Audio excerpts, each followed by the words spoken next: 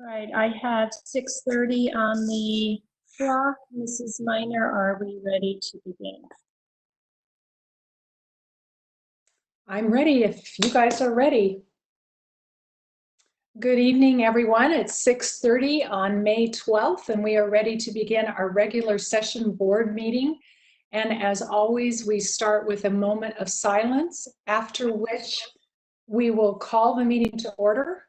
We will have the Pledge of Allegiance, and today we'll be honored to have two of our Lindbergh students leading us in the Pledge of Allegiance, and I hope I can pronounce their names correctly. So it's Araceli Ortega Andrade and Pedro Ortega Andrade. Araceli is in Mrs. Kill's second grade class at Lindbergh, and Pedro is in Mrs. Bates' sixth grade class at Lindbergh. You guys are smiling. I hope I pronounced it right. Okay, you're giving me a thumbs up. Then we will follow that with the national anthem, and the Red Mountain High School Choir will honor us with their singing, and we look forward to that. And after that, we will go into the governing board meeting procedures, which I will read, and I will stop there, and we will start now with our moment of silence.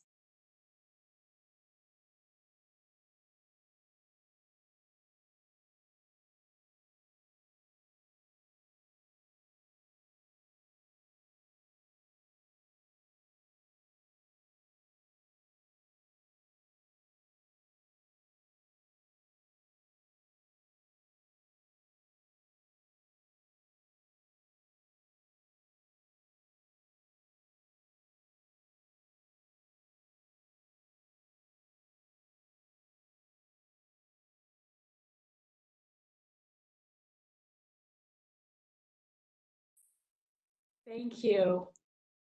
Now I'll call the meeting to order, and we will listen to our friends at Lindbergh and have them lead us to in the Pledge of Allegiance.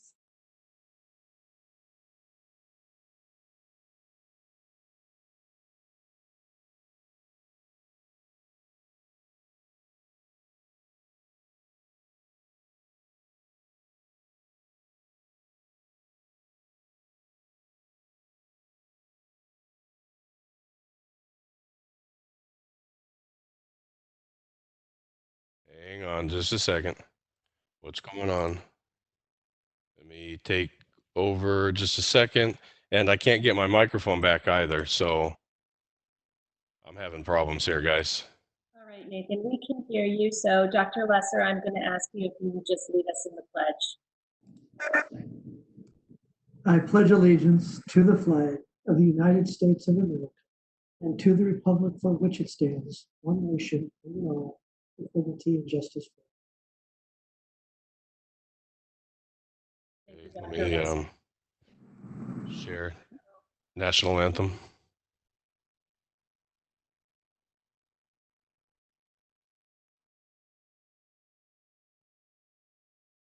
Are you able to see that? No, we aren't.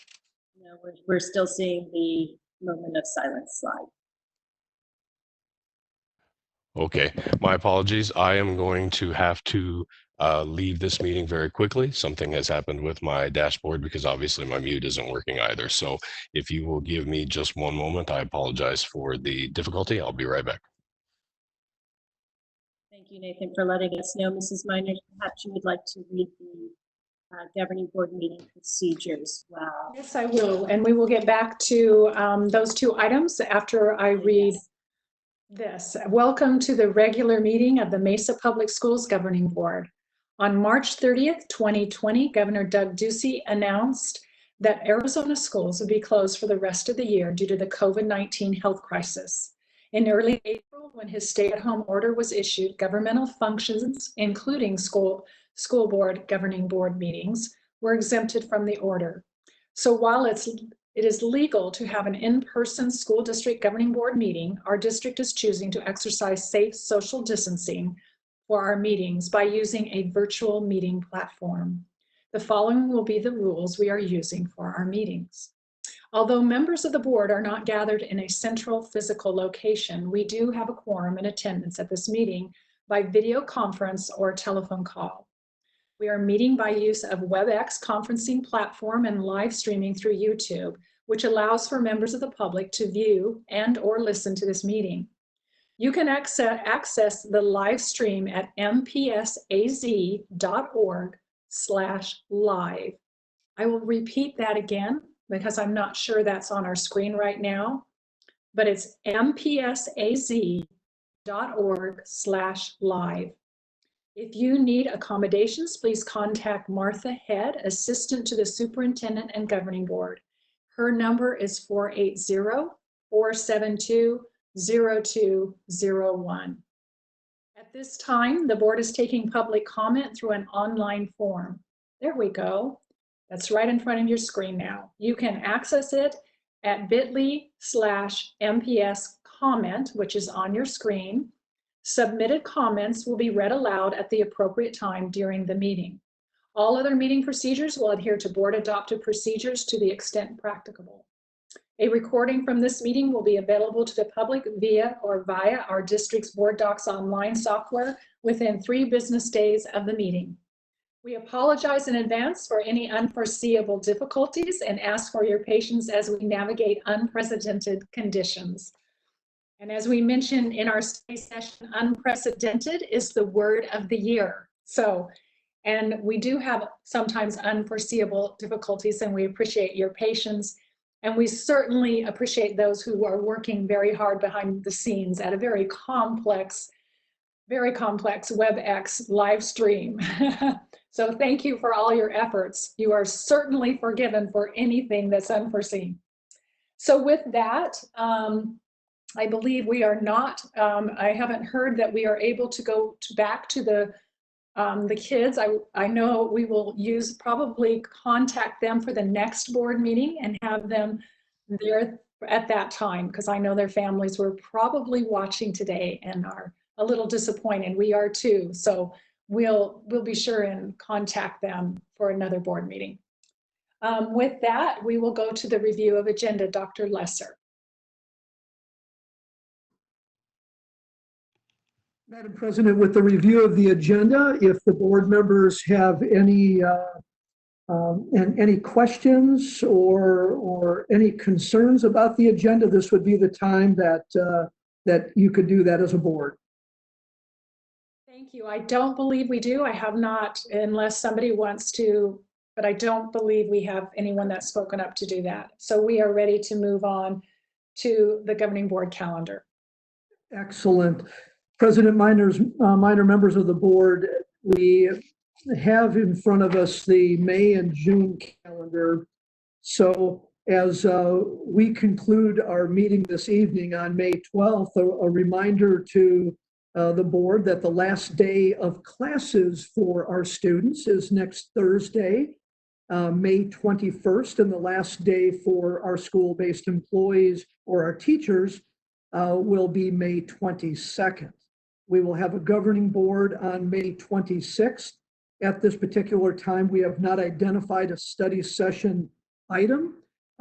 So our board meeting will start at 6:30. If we do have a study session, then we'll align that with our usual 5 o'clock start time. Memorial Day is May 25th. Moving into June, I think that our executive assistant, Martha Head, has all but Mr. Peterson signed up for the ASBA Summer Leadership Institute, which is at 3 p.m. on June 3rd, and then 3 p.m. on June 17th. Mr. Peterson, are you available, or would you like us to sign you up for the Arizona School Boards Association Summer Leadership Institute? That will be virtual. I will get back to you on that, Dr. Lesser. Excellent. And just a reminder that we will have board meetings in June, on June 9th and June 23rd. And that's what our schedule looks like for the next 2 months, or next month and a half. Dr. Lesser? Yes. I'm noticing that Ms. Minor and I will have a conflict on both the 3rd and the 17th because our board agenda review meetings start at 3. And the conference is from 3 to 5:30, I believe. So perhaps we can move our meeting to 2 or something like that so that we can review the board agenda for our June meetings. We will reschedule our board agenda review meetings so we can handle both that and you can both attend virtually the ASBA Leadership Institute. Thanks much. You bet. It's hard to decide which one is more important. I don't know. That agenda meeting is pretty important. We'll make them both important. Okay. All right. All right. Then with that, we'll move on to the consent agenda. And I'm going to do something tricky on my screen. All right. Consent agenda items. All items listed will be considered as a group and will be approved with one motion. There will not be separate discussion of these items unless a board member or citizen so requests, in which case the item will be removed from the consent agenda and considered as a separate item. Do I have a motion to approve the consent agenda?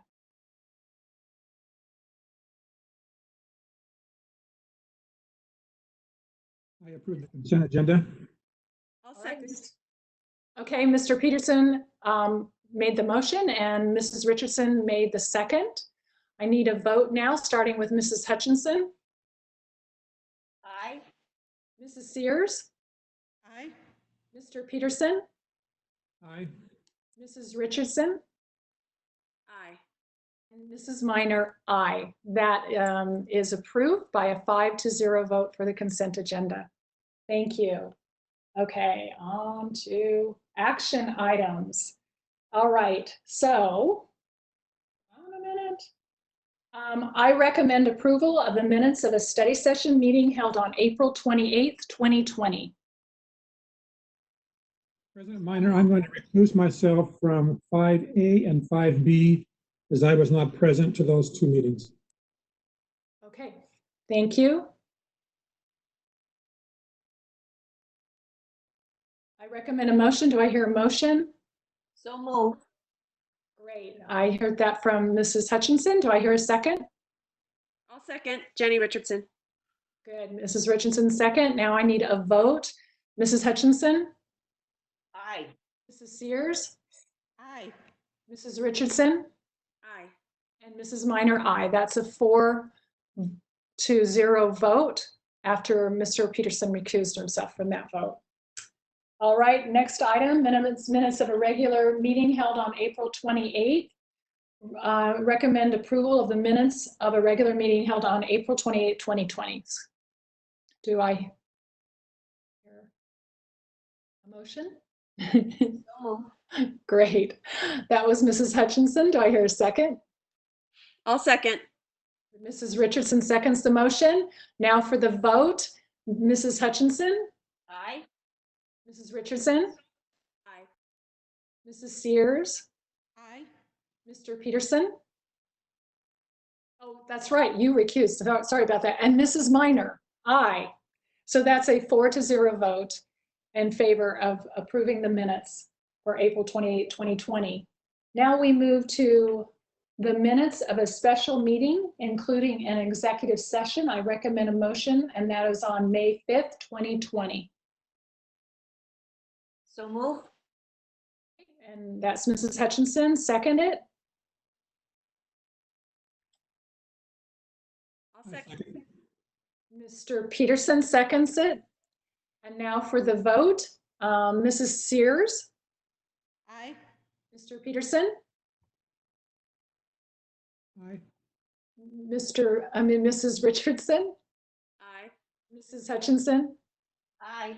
and Mrs. Minor, aye. So that's a 5-0 vote to approve the minutes for May 5th. I mix it up to keep you guys on your toes. I do different order each time. You guys are, just to make sure you're paying attention here. Okay, so now we're moving on to the certificated and classified personnel requests, including an addendum. We'll start with a motion to approve. I I make a motion to approve the certificated and classified personnel requests, including an addendum. And a second? I'll second. Jenny Richardson.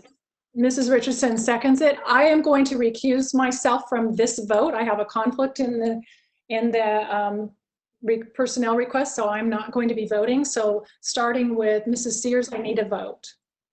Wait a minute. That was any discussion, I'm sorry. Dr. Holmes, I turn it over to you. I don't have comment other than we are requesting your approval this evening of the certificated and classified personnel requests, including the addendum. Then Dr. Lesser, do you have any comments that you'd like to make?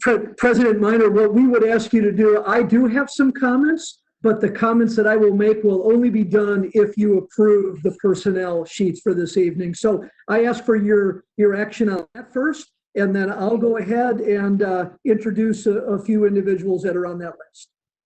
Okay, so then we will go forward with the vote. No, Okay. excuse me. Can I ask the question of Dr. Holmes, please? Sure, absolutely. Now's the time. Okay, thank you. Dr. Holmes, I'm looking at resignations. And I couldn't help but notice that 5 out of the 12 certificated employees that had resigned were either special ed or preschool personnel. That's frightening to me, that we have lost some folks. And I'm wondering if we have surveyed these folks. Are we doing that survey that we talked about many months ago as to why people are resigning and or leaving the district? Yes, we do send out a survey to everyone who resigns, retires, or is terminated. So yes, we do that, and we can at some later date we can get you some summary data on what people are reporting out. I would remind you that when we do provide that data with you, there'll have to be a reminder there that not everybody completes it. So we'll see what we can do about getting you a completion rate. The other thing that we can also look to provide you with is you've noted some specific positions. One of the things that we might be able to do is dig into our data and maybe provide you with some summary data of all the different types of positions in which people are resigning. Great. Thank you very much. I also noticed that in the certificated pages, there were 3 contract changes. And I just have a question on what a contract change is, because when I'm looking particularly at 3 positions: speech, an ED position, an MID position, and it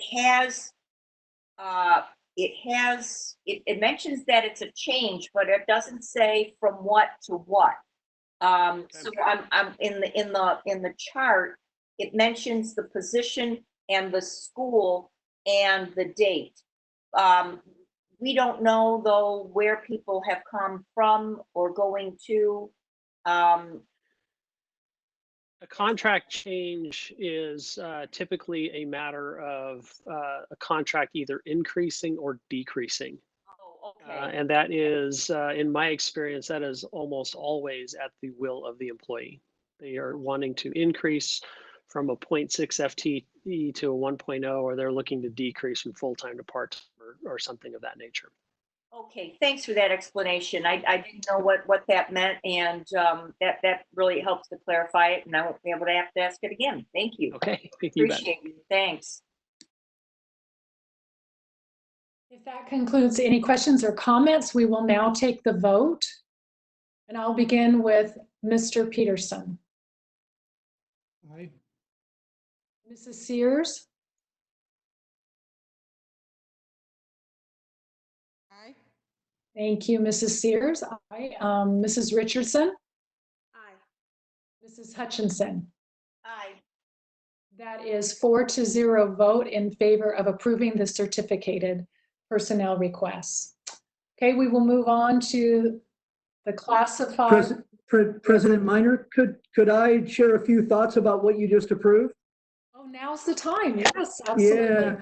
So Dr. Forlis and I are going to tag team this, but I'd like to start with saying that with your approval of the personnel sheets, you have appointed several new administrators to Mesa Public Schools. And I'd like to share those individuals with you. They are not with us virtually this evening, or I don't believe that they are, but we will work to include future hires and bring these guys back as well, so you can see them at least face to face in a virtual environment. The first one is Jennifer Field. She will be the principal at Serine Elementary. Jennifer is currently the Dean of Students at Whitman and Edison Elementary Schools. She earned her bachelor's degree from California State University and her master's degree from ASU. Congratulations to Jennifer on her appointment as the next principal at Serine Elementary. The next is Christine Quick. She's going to be the Dean of Students at Jefferson and Wilson.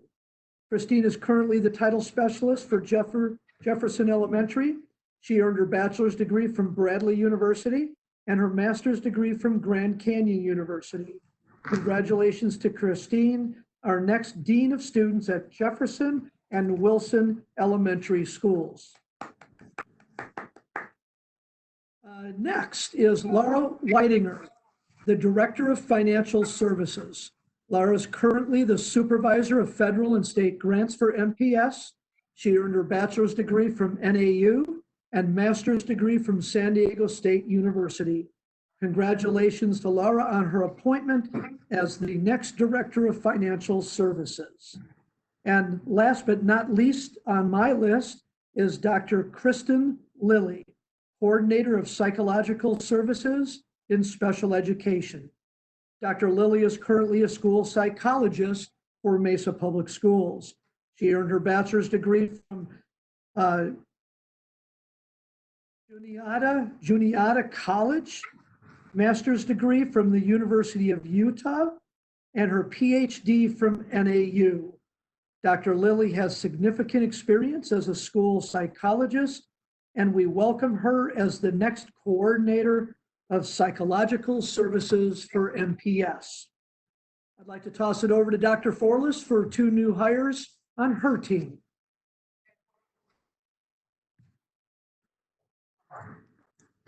Thank you very much, Dr. Lesser. It is with much pride that I announce that Holly Williams, you have just approved Holly Williams as our Associate Superintendent. Holly celebrates 20 years of dedicated service to Mesa Public Schools. Her years of experience bring a wealth of knowledge and history to our district and to our leadership team. She has been a teacher, dean of students, assistant principal, executive director, assistant superintendent, and chief of staff. Holly has a deep knowledge of the community and is committed to a bright future for Mesa Public Schools. Please join me in congratulating Holly on her new position.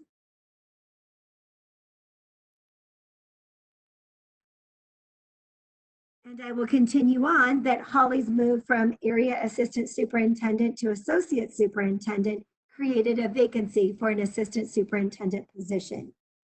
So tonight I would like to bring to you Monica Mesa as our area assistant superintendent. Monica has been an Arizona educator for 30 years. She has served as a teacher, assistant principal, and university instructor. The last 10 years, Monica has been a principal in Mesa Public Schools, 5 years at Keller Elementary, and 4 years at Longfellow, where she focused on standards-based instruction, meeting the social and emotional needs of children, as well as a focus on trauma-informed care. Currently, Monica is a principal coach supporting our first and second year principals. Congratulations to Monica. And it is our hope that we will be able to celebrate with all of you in person very soon, and that we will bring these newly appointed leaders before you so that we can provide a meet and greet and you can get to know them just a little bit better. Thank you very much.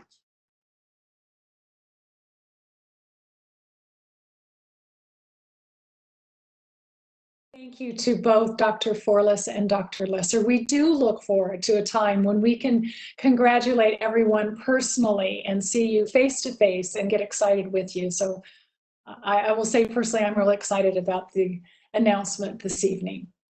Okay, unless there's anything else, Dr. Lesser, we'll move on to the classified exclusionary list. Okay, I'm getting a nod. Yes, we can move on to that. So I need approval. And so I need a motion for approval of the classified exclusionary list.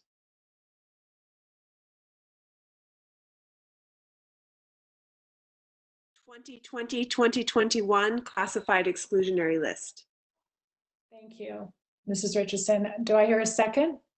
I second. Kiana Sears. Thank you. And now we need a vote. So I'll start with Mrs. Richardson. Aye. Mrs. Sears. Aye. Mrs. Hutchinson. Aye. Mr. Peterson. Aye. And Mrs. Minor, aye. That's a vote of 5-0 in favor of approval of the classified exclusionary list for 2021. I said that right, 2021, yes. It's nice having Helen, your picture right in front of me. I appreciate it. All right, now we're going to go into discussion items, and I will turn it back to Dr. Lesser. President Minor, members of the board, thank you for sharing a little more time this evening with us to review what we call the 2021 budget summary or budget matrix that will really guide our decisions moving into the approval of a budget for the new school year. Nathan, if you're out there, could you bring the budget matrix up? That would be wonderful. Thank you. So this budget matrix looks very similar to the matrix that we used at our last meeting on April 28th. And I'd like to briefly take you through an overview, I think, of some of the most significant pieces with respect to our employees. Because at the May 26th board meeting, we will be coming back to the board to ask for approval of a number of compensation items for all of our employee groups that are reflected on this particular document. And I want to make sure that you're connected with this conversation, that you fully understand where we're bringing the recommendations from. And if you have any questions, this would be the perfect time for us to address any of those. So I'm going to be looking at the left-hand column of this budget matrix, and then I'll ask you to move your eyes to the right on each line item. So in the middle of this particular matrix, you see teacher only and other certified staff at a 5%, a recommended 5% raise. If you move over to the columns where it shows $8.5 million and then 1.3 and $1.1 million, that is the total cost to give every employee that's in the MEA employee group a 5% raise moving into next year. And if you recall, the governor's proposed budget over the last few years has been provide 20% increase in compensation by 2020. And this is our promise to that. Now, I would tell you it costs us a little bit more to do that because the 2020 20 by 20 proposal by the governor was based on average teacher salaries in the state back in 2017. In addition to that, our definition of teacher in Mesa Public Schools is broader than the definition as identified by the 20 by 20 plan. So that is one recommendation on this matrix.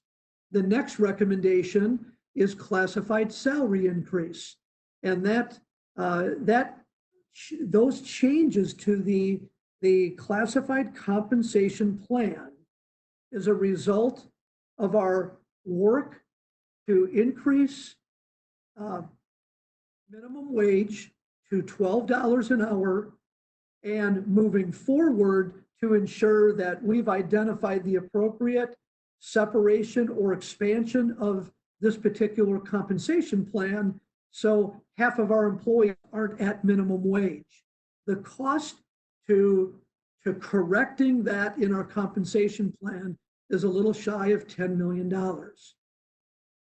Next on our list is the classified supervisors at a proposed 7% increase, which cost approximately $239,000.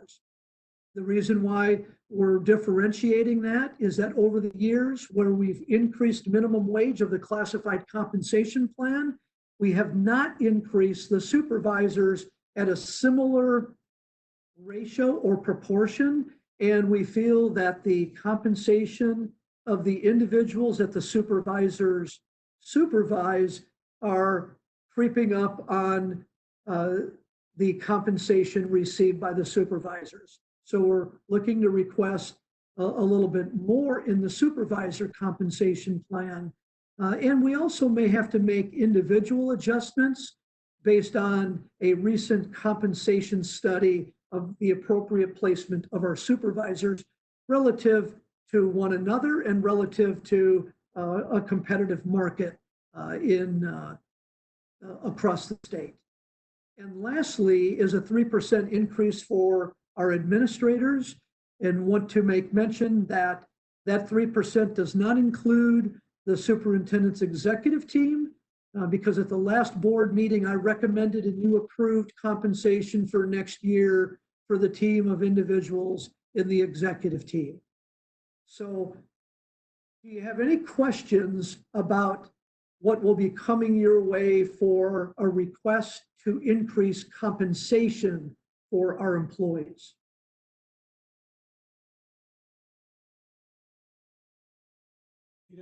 I think it would be good to remind us again of what's sitting in a new position that's been identified as Appendix A for the $6.5 million. Absolutely. So as I move down the matrix, all of you viewing the matrix can see that there is what we call a new positions, and that is in the cost of about $6.5 million. And I will list the majority of what we've placed in there. And I would tell you that all of our recommendations, our leadership team have poured over the course of the last several months. We meet each Friday to discuss the budget, to discuss the priorities of the district, to discuss the override, ADM, changes in resources to the district. And I would tell you that the request to increase individual compensation and the next list of items that I'll share with you are really all aligned with the priorities that we've set forth with the district, our strategic plan, our master facility plan, the override expectations of recruiting, retaining, staffing our schools, keeping kids safe, making sure that we have the right counseling resources to keep them safe socially and emotionally, making sure that we're taking care of high needs areas like special education to ensure that we've got appropriate class sizes, and we're recruiting and retaining some of the most hard to fill positions in the search of teachers in our district as well.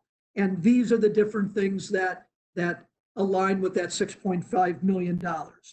That we have added specials teachers for elementary music and PE to provide more kids opportunities that are in special needs classes, and to provide more appropriate scheduling opportunities to support our schools with the work and scheduling that they're doing.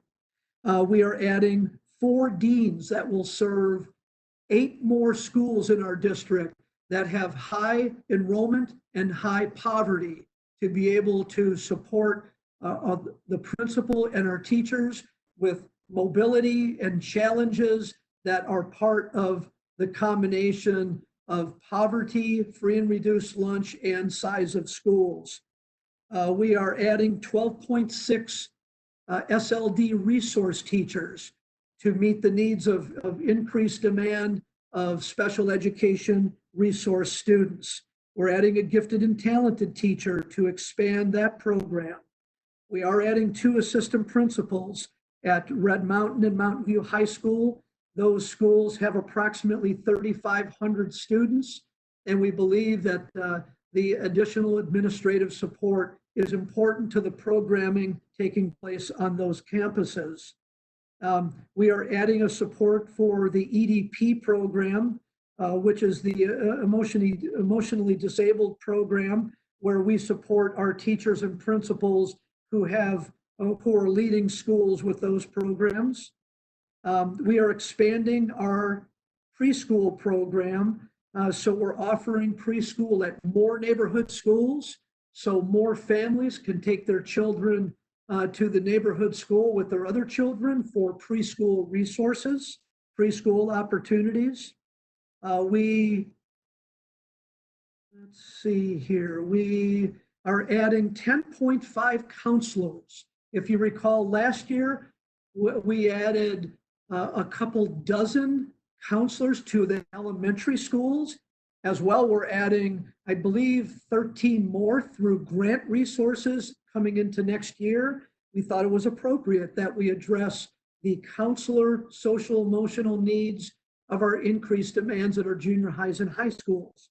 So we have 11 junior highs that will be receiving a 0.5 counselor, and we are also adding a counselor onto 5 of our comprehensive high schools as well. We are providing some resources to our MDLP program. And just recently, last week, we talked about some additions that are part of that 6.5 million. And those additions that are included there are almost 10 teachers to appropriately implement the SEI program identified by the state. There have been some changes in that. We are moving our junior high registrars and our elementary classified office specialists to the same contract period. Last time I said a 10.25 contract. That was not correct. The numbers were correct, but we're moving both of those positions to equal the 10.7 month contract of the principal secretary at both elementary and junior high. We think that's important in this moment of coverage in our schools, enrollment of our students, of meeting the needs of our community as we open up schools and we make sure that we're taking care of doing excellent customer service for our community. Also included in that list is a cost of $1.9 million to provide special education teachers a $3,000 stipend, where we've identified that they're carrying caseloads, they're doing IEPs, they're in hard to fill positions, and we've identified many categories of our teachers that fit some or all of that criteria. So we had proposed $2,500. You asked us to go back and find the cost of $3,000. And it turns out that the increased cost of $3,000 to this collection of special education teachers is about an increase from 1.5 to $1.9 million. And then lastly on our list, actually not lastly, also on our list, we have some additional support to DLI programming at both Keller and Hermosa Vista that provide what we call a flex language program, where students who are not in the dual language program have an opportunity to experience a dual language in, I would share with you, more of like a specials environment, like they would receive music or PE. Students not in the DLI program at those two schools, we're looking to integrate that they have exposure in a flex program to a second language. And then last is that we're adding 29-hour aides, a second 29-hour IA to all preschool programming of our inclusion model. And that comes at a cost of about $290,000. But I want you to know that we're adding approximately 18 IAs on with M&O money, but we are also adding on 18 IAs out of title money in a shared cost. So really the second 29-hour IA comes at a cost of about $580,000 using two different sources of funding. So Mr. Peterson, members of the board, those are the things built into the $6.5 million of our budget that we believe, and we hope you do as well as you hear that they're aligned with our initiatives, our strategic plan, our master plan, and our promise to appropriately use dollars from our override and the approval of that from our voters. Now you will see that there is a 1.365 unspent M&O. And I would share with you that we think that's an important number right now, not because we're going to pay money back to the state in the new year, not because that's a huge amount of money, but it is significant in a manner in our $430 million M&O budget that we don't know what the start of this year will look like. And as we figure out whether we will enter a year of all brick and mortar teaching and learning or a remote environment where it's blended between coming to a building and doing remote learning or digital learning, or if it will be all digital or remote learning. We just don't know that right now. But I give you an example that if we enter the new year in a blended model, we may need to distribute more devices to students. And if we have to distribute more devices, there may be a need for more technical people in our organization. If we hand out another 5,000 devices, we probably will need computer repair technicians, people that can support the increased demand of a one-to-one environment, if that's the result of the learning needs that exist in our community. We may find that if we enter the new year, we may need more resources to tend to the social and emotional needs of our students based on continued work in a unique blended environment. So we're just a little uncertain about what the new year holds. And so we'd like to not spend all of the M&O money, so we have some flexibility moving into the new school year. And maybe the last item that I would mention is if you go down to the increase insurance row of 5.5%, this is an important decision and stipulation. We do need to increase the district contributions to our health plan because we are finding that there are increased health costs, as many organizations are finding during this time. But we are not passing any increased costs to our employees. I would share with you that that's a summary of what stands before you and what you could see from us on May 26th when we ask you to approve a number of compensation pieces that are part of this budget proposal.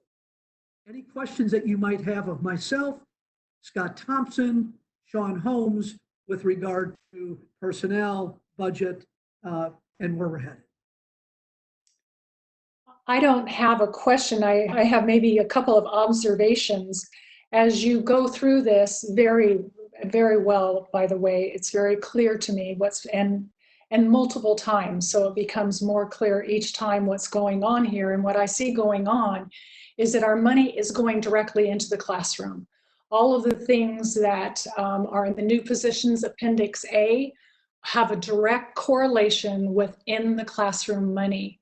And I really, really appreciate that. And I believe people that are watching or people that would get wind of this, that this is what we're doing, our community needs to be aware that that's what we do with our money. And I appreciate the transparency of this and the multiple times we've reviewed this to show that is where our priorities are. So I want to commend you on that, for all the team who have been working on this, as you said, every Friday, coming together and identifying the most important critical pieces of help in the classroom.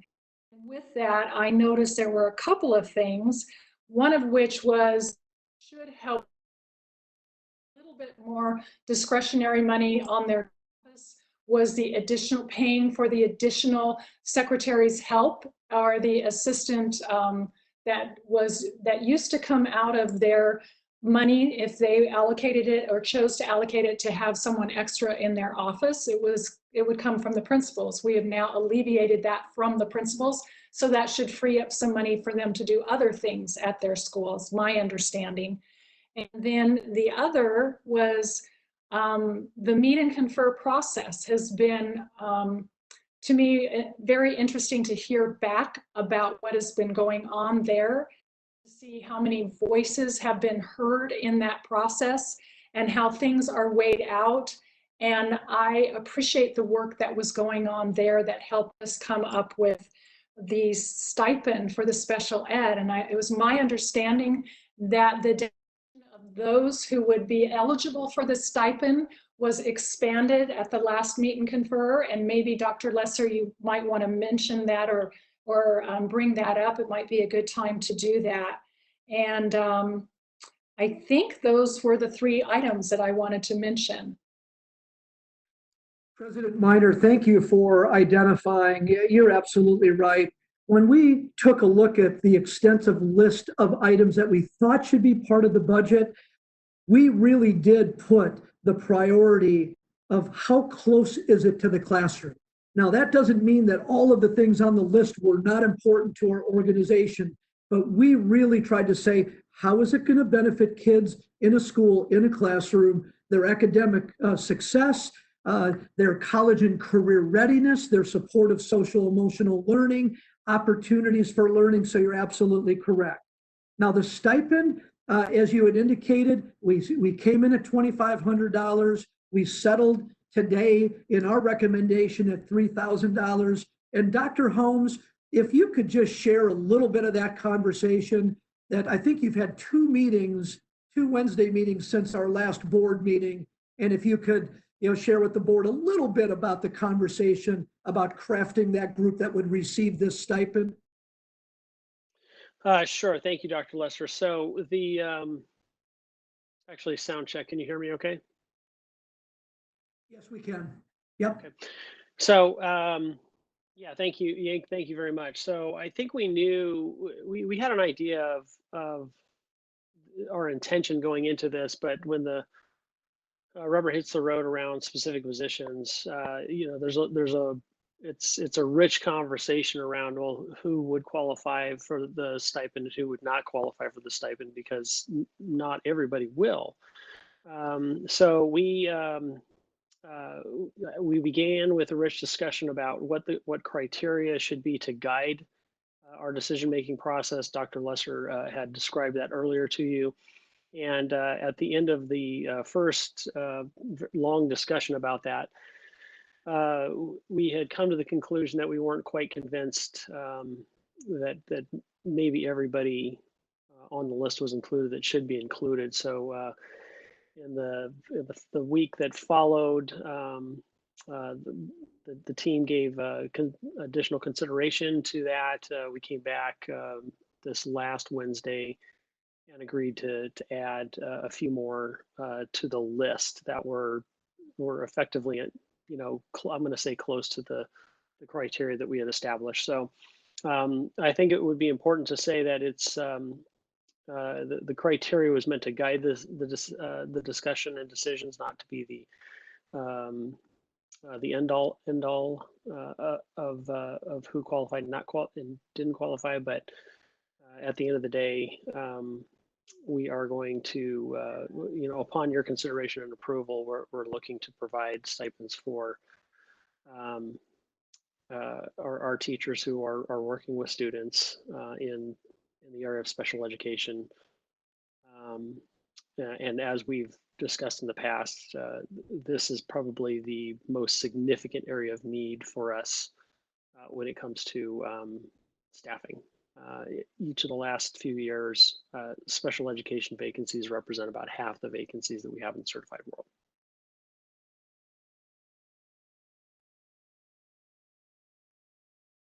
Thank you, Dr. Holmes. Other questions from board members? Thoughts, comments, questions?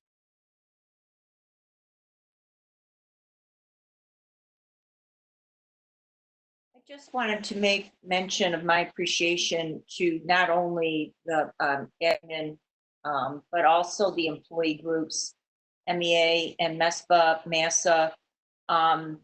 Their work is extraordinary. I mean, it is just not coming to the table and talking. It's preparation.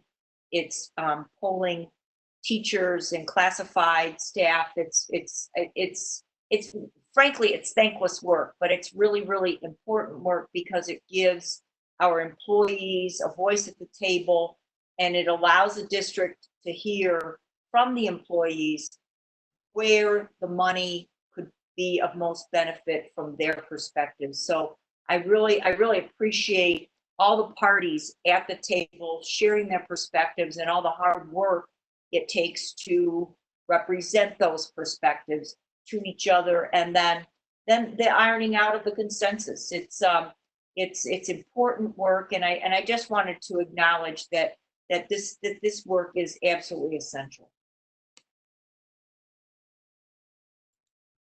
Mrs. Hutchinson, thank you. And Dr. Holmes is really the leader, the collaborator of that, the person who is always reaching out, being transparent to the groups and building important, trusting relationships with our employee groups, and being a longstanding member of our community. I think that we're all very proud of the open dialogue that does exist with our employee groups, and we really do work to come to a consensus.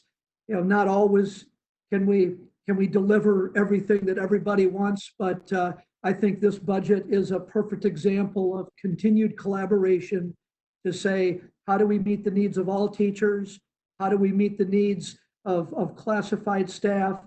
Are there unusual circumstances in special education where we're really having a tough time year after year to fill jobs? And I do really appreciate Dr. Holmes's leadership in that, to get to a point where I think it's significant progress. Is it the perfect solution? No, but I think it's significant progress in what we've done. So thank you for your observation of that. Dr. Lesser, this is Scott Thompson. If I could just add to finish out that I want to remind everybody, very little would be possible without the support of our community and the increase in our override. This would have been a much different conversation this year without our community support. So we thank the community for that. And we hope that through the matrix we've represented that money is going where we said it would, because that is the intention of this process. Scott, you bring up a really good point. It's really important to continue to emphasize how we're utilizing that money and how much we appreciate it.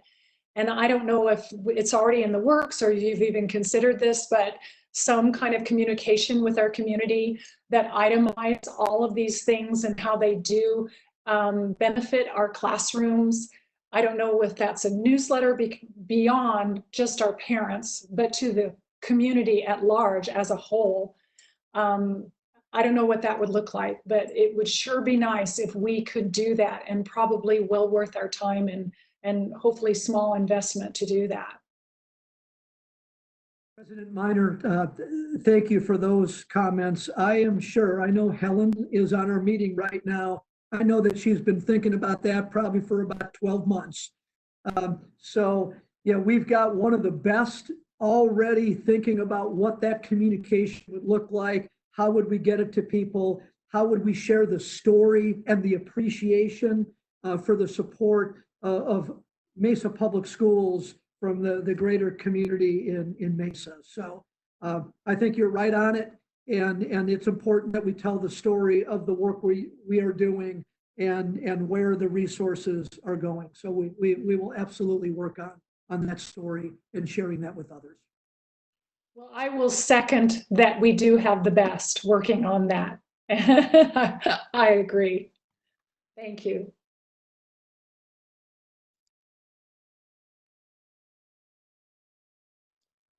Anyone else? If not, oh, go ahead. Nathan, is it possible for you to put the matrix back up there? I wanted to show one more important box so the board knows where we're heading with capital as well. So if you could get the bottom part of that in the middle of the screen for me, that would be great. And Mrs. That's Helen, awesome. I did have one comment that just came in. So when you have the opportunity. All right. Helen, you okay with me talking about capital and then I'll come back to you? Absolutely. Okay. So the box on the bottom talks about capital. And I think it's important that you see the right-hand column, what we believe the capital revenue to be as we begin next year. And that's on the top, and that's at $38 million. Now, there's a possibility with just the way our district has been closed, that number is probably going to be a little bit higher than $38 million. Do we know exactly? It might be $2 million, $3 million more, but Scott Thompson and Daniel O'Brien anticipate that it may be a little bit higher. Down on the bottom, you see the expenditures, the $27,757,000, and then at the end of next year, we would anticipate that there's 10 million or about $11 million. We think that it's going to be a little bit higher for the reason why I just shared. But I want you to know that there, in that number of 27 million, there are textbook adoptions. Just so you know that an ELA textbook adoption comes at a cost of about $9 million. So I share that with you so you know how fast 40 million dollars of capital resources goes. We have built into there $5 million for furniture. We know that as we enter a new year and we have a strategic plan and we have a master facility plan, that we also need to be able, as we reshape our learning environments, whatever they may look like moving into the new year, that there may be a need to alter the type of furniture and environments in the classroom. And we need to be able to account for that. Also included in there, we have, I'm going to say dozens, Mr. Thompson, probably hundreds of White Fleet vehicles servicing operations and athletics and schools that eventually get 200,000-300,000 miles on them, and they're 10, 15, 20 years old, and they've just run their life. So we have built into their dollars for White Fleet. We have individual areas where we do business, whether it be in communications or teaching and learning, where we have capital budgets just to do the business that we do day in and day out all year long. We've got a lot of technology, website, software, DLI software, dashboard software, School City, the assessment software, work we do in financial services, teaching and learning screeners. We're moving in a direction to get our K through 6 online with Canvas learning. We know that we're going to need to do maybe different things as we enter a new year. So I list some of those things so you know the work that's being done through the capital resources as well. That puts us in the spot of 38, 39, $40 million, expending maybe around 20 or $28 million, resulting in a balance of about $11 million, maybe upwards of 13 or 14 by the time we end next year. So I want you to know about capital as well. And I know Scott Thompson, Danny O'Brien are experts in the area of capital. I don't know if you have any questions that Scott could answer or that you have interest in right now, or even comments from Scott about the capital. Thank you, Dr. Lester. I would just add, well, it's 500 white fleet vehicles. We have as many white fleet vehicles as we do have buses. It's a large fleet. You can imagine we have a lot of support staff, computer technicians, for example, who have to drive from one school to the next. We have special ed support staff that drive from one school to the next, and they need district vehicles to do that. Of course, operations, food service, all of those folks. So that is a huge need. What I would say, just to wrap up the capital conversation, is this is, as Dr. Lester said, kind of a worst case scenario in the sense it would be an anticipation of spending every single dime, both this year and next year, of our capital budget. We don't anticipate doing that in the current year, nor would it likely be done completely in the next year. These are plans, and estimated numbers, and estimated numbers change over time. What we also do is we control the capital budget as we go into next year. So as Mr. O'Brien and myself are reviewing the closeout of 1920, we'll be seeing just how much is left in that current year budget to be carried forward into next year. And some of these larger purchases, we're not going to spend 500 million July 1st on furniture. So we will measure those expenditures and wait till it's appropriate to start spending those dollars so that we can be confident that we will be in good shape. But we want to represent to you, just everything that's possible that could be spent in the capital budget, but I believe it will end up more likely about the same remaining funds as we were anticipating this year, somewhere around the 14, 15 million at the end of the year is what I would expect for the end of next year. Thank you. The comments that you're making now and the comments that about our override and the M&O budget, and now we're talking a little bit about capital, and I thought I'm going to jump in before I think we neglected to say that in our consent agenda portion of our meeting today, we approved about a little over $4 million in improvement to our buildings and some of our school sites that's made possible because of the bond that passed last year. It lets us keep our buildings up to date. And while that capital expense isn't necessarily on this budget sheet, it's an important part that we couldn't do without the voter support and community support. Absolutely correct. Yes, thank you. And just a little bit from a historical perspective, this is unprecedented for me to see in the 12 years I've been on the board, to see this kind of money available to be spent for capital. So I'm grateful we're in this position.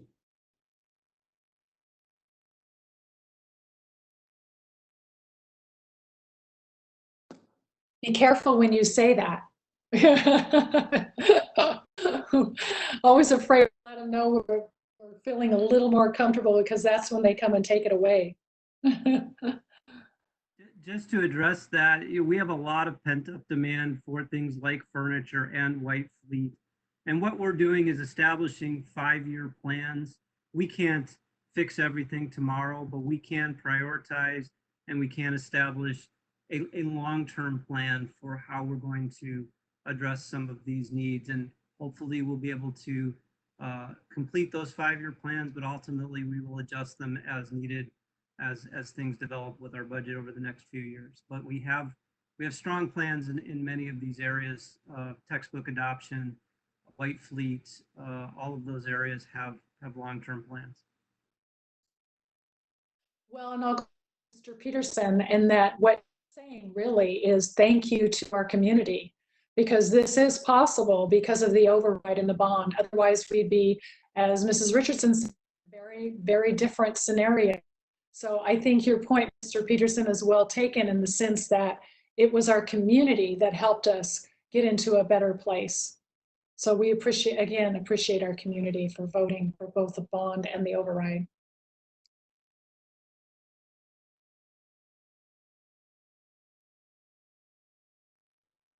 President Minor, don't forget about the public comment before we move off of this. I appreciate that. I just wanted to make sure if there was anything else by you, Dr. Lesser, if you're finished, then I will defer to the comment, the public comment. Mrs. Hollins, Mrs. Helen. I'm good, thank you. Thank you, Mrs. Minor. I love to listen to him speak. He's got a great voice, so I apologize. It is not Josh Buckley in person, but this comment is from Josh. I want to thank the members of our Meet and Confer team, as well as the Special Education Committee, who have dedicated a great deal of time and effort to make sure we are supporting our educators. The discussions at the table were serious and passionate. Moving forward with the 5% increase to our certified non-administrative staff, as well as the stipends for special educators, were a group effort. We are proud of this process and of what we are able to accomplish together.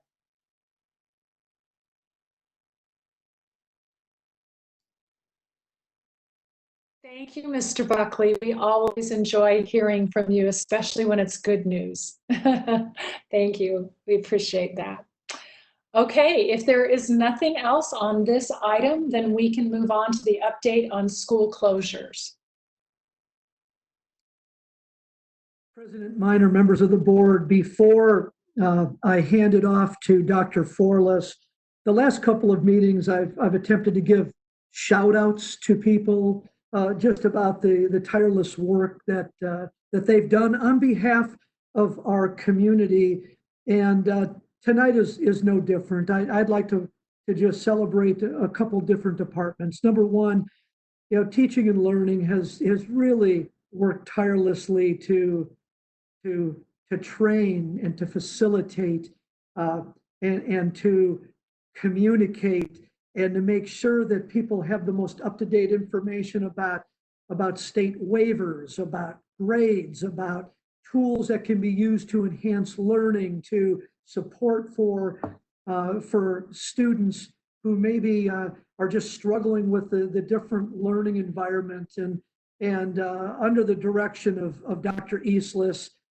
they have just risen up and really taken the bull by the horns, so to speak, to really help manage the important work that we do. And we try to thank them often for this, but they have worked tirelessly as a team to do the important things that are expected by you and expected by our community.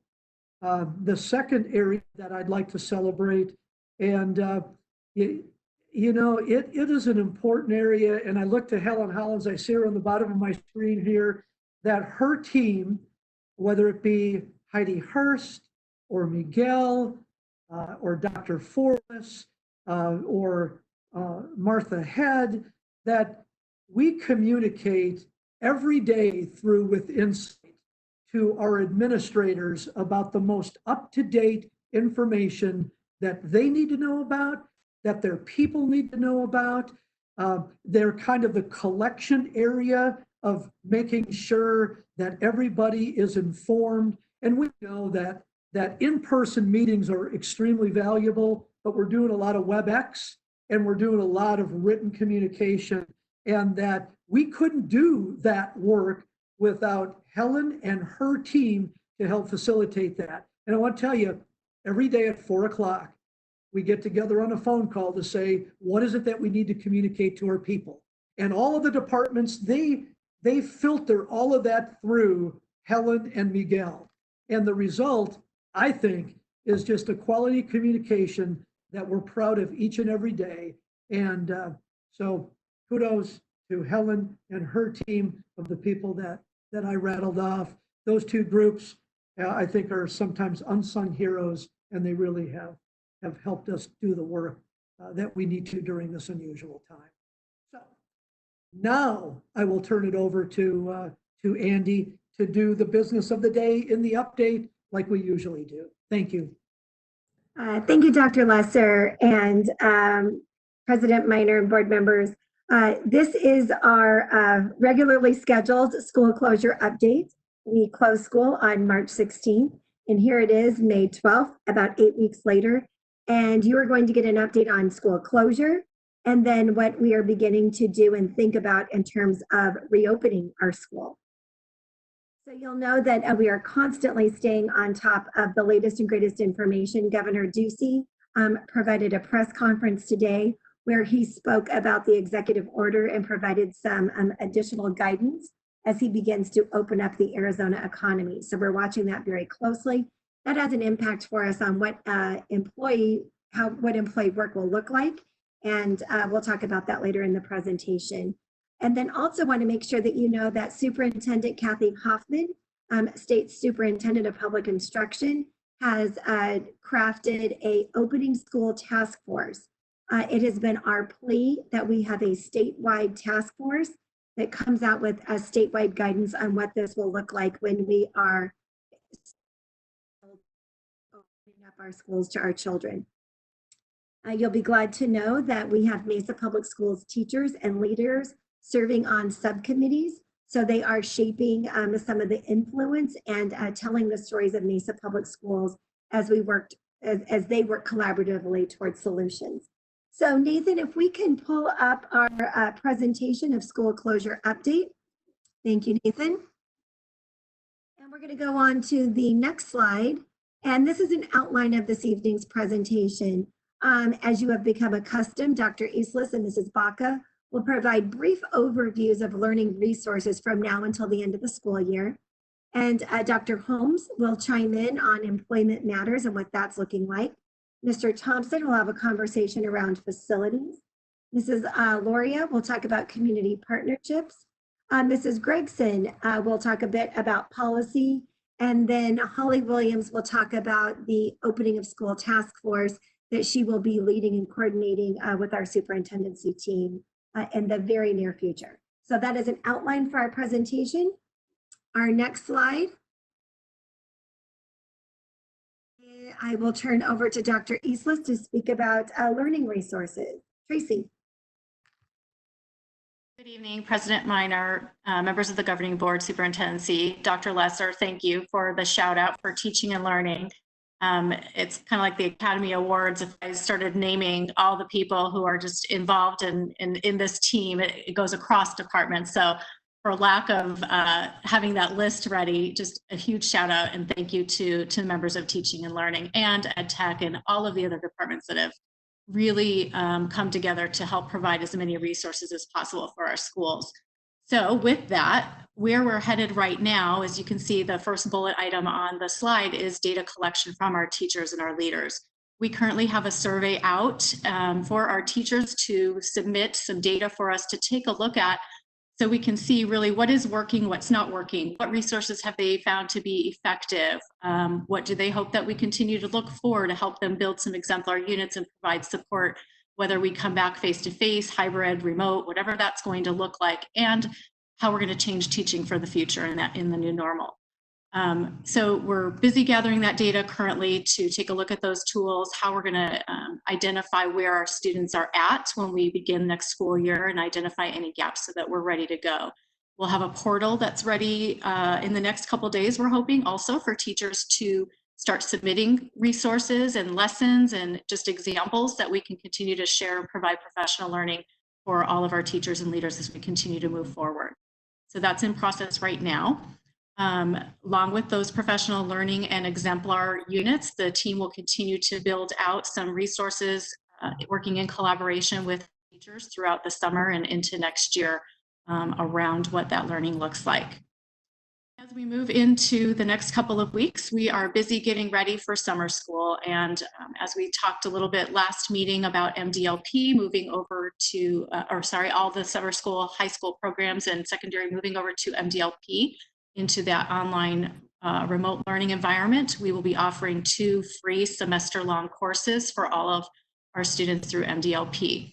Our K-8 summer school also has been revamped to provide a different opportunity for students as we're in this remote learning situation. And InfoSystems is ready to hand out devices to our students and parents who have confirmed via another survey about their recommitment and participation in our summer school programming for K-8. And we'll be handing out those devices and getting them access to the summer school curriculum as we move forward.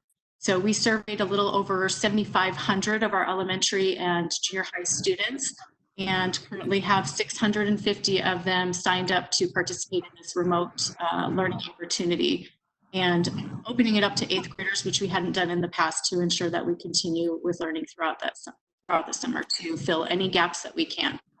And that's pretty much where we're at right now as we pull together our task force, as I know Mrs. Williams will talk a little bit about, as we look at moving forward for reopening school.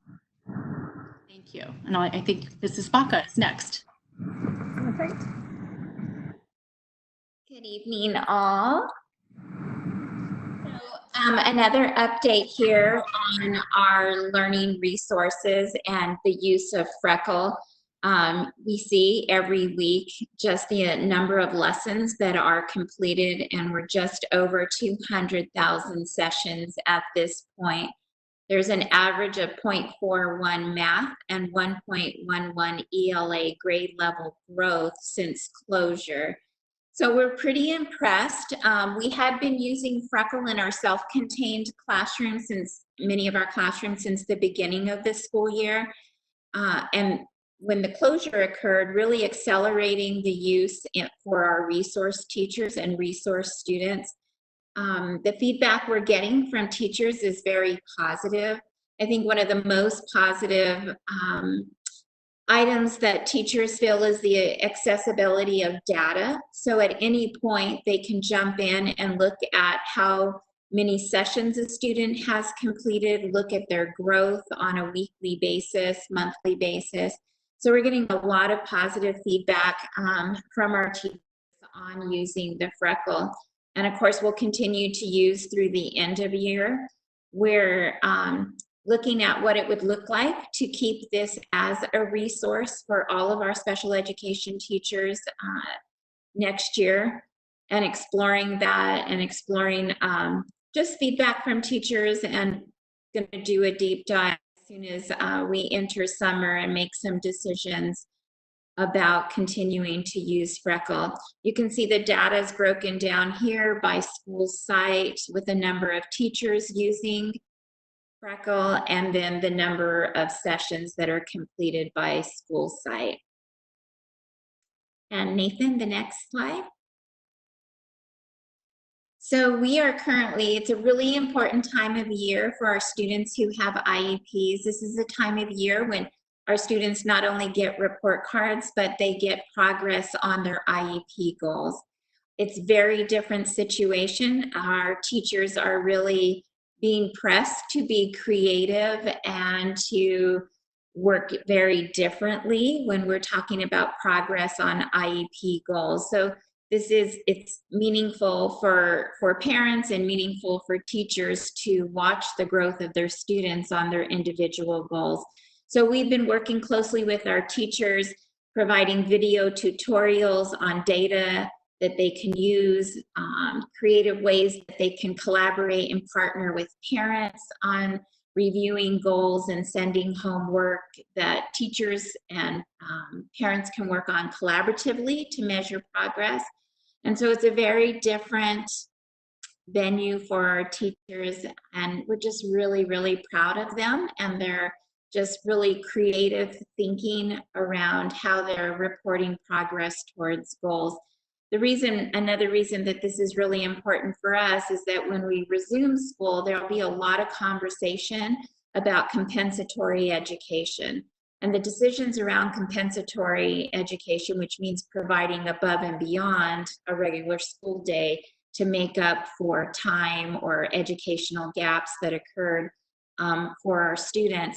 So when we use our progress towards goals as a primary source of data when we make these decisions about compensatory ed, and so we know that our teachers are just really, really being creative in ensuring that they're able to document this progress. And so for us, that's been our focus the last few weeks, is working alongside our teachers on collecting progress towards goals, and had a great week last week celebrating them for Teacher Appreciation Week, and just really giving a shout out to our teachers and appreciating and loving on them for all the hard work they've done this all school year, but especially the demands of the closure. Thank you. And we're going to move into employee matters with Dr. Holmes. Thank you, Dr. Forlis.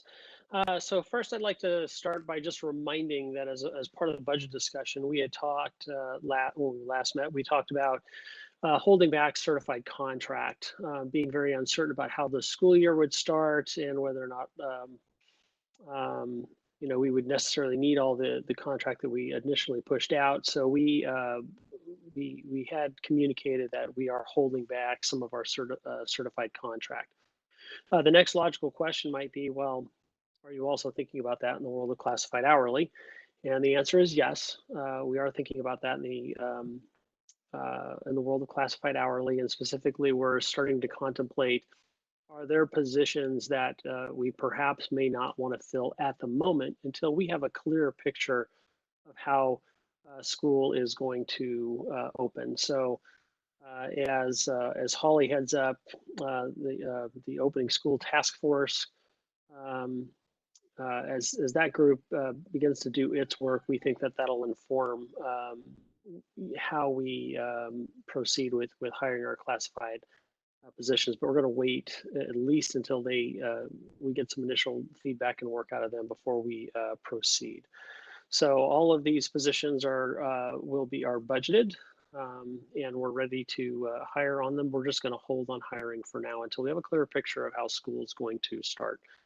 I would emphasize in both of those cases that they are not affecting current employees. This is about open positions for new hires. And then last but not least, in the world of classified contracts, I had shared with you study session last board meeting that we were going to discontinue the practice of issuing classified contracts. We have since identified a policy that directs us to issue classified contracts or contracts for full-time hourly classified. So we are in fact going to do that. That recommendation to stop issuing contracts is something that we will move to contemplate in the future. And that is it for employee matters. Thank you, Dr. Holmes. And as we have tackled school closure, we've really had two very guiding practices in mind. Student and staff safety and staying connected to our staff and our students. And one of the ways staying connected to staff has come through the Region Evaluation Department with what we are calling a survey. And so I would like to ask Mrs. Hollins just to give us a brief overview of what those pulse surveys are, and then some of the trends that we are seeing, because this is really important for us to understand the well-being and the fears and the celebrations of our staff as we look to opening up our schools. Thank you, Dr. Forlis. Dr. Robert Carlisle, our Director of Research, and I designed this survey to give us a little view into the window of the world that our staff is experiencing in the work from home environment. And it is designed to be a quick, probably less than 5-minute survey, and they can receive it multiple times throughout the closure. We try to set it so that they don't get it more frequently than once every 3 days. But it is our way of monitoring the feelings of our staff, and that's exactly what we ask them: is how are you feeling today? And if their result is not the highest level, we ask them what the district can do to help them feel better. We do it based on a weather analogy. So we ask them whether it's sunny in their world, partly sunny, cloudy, or rainy.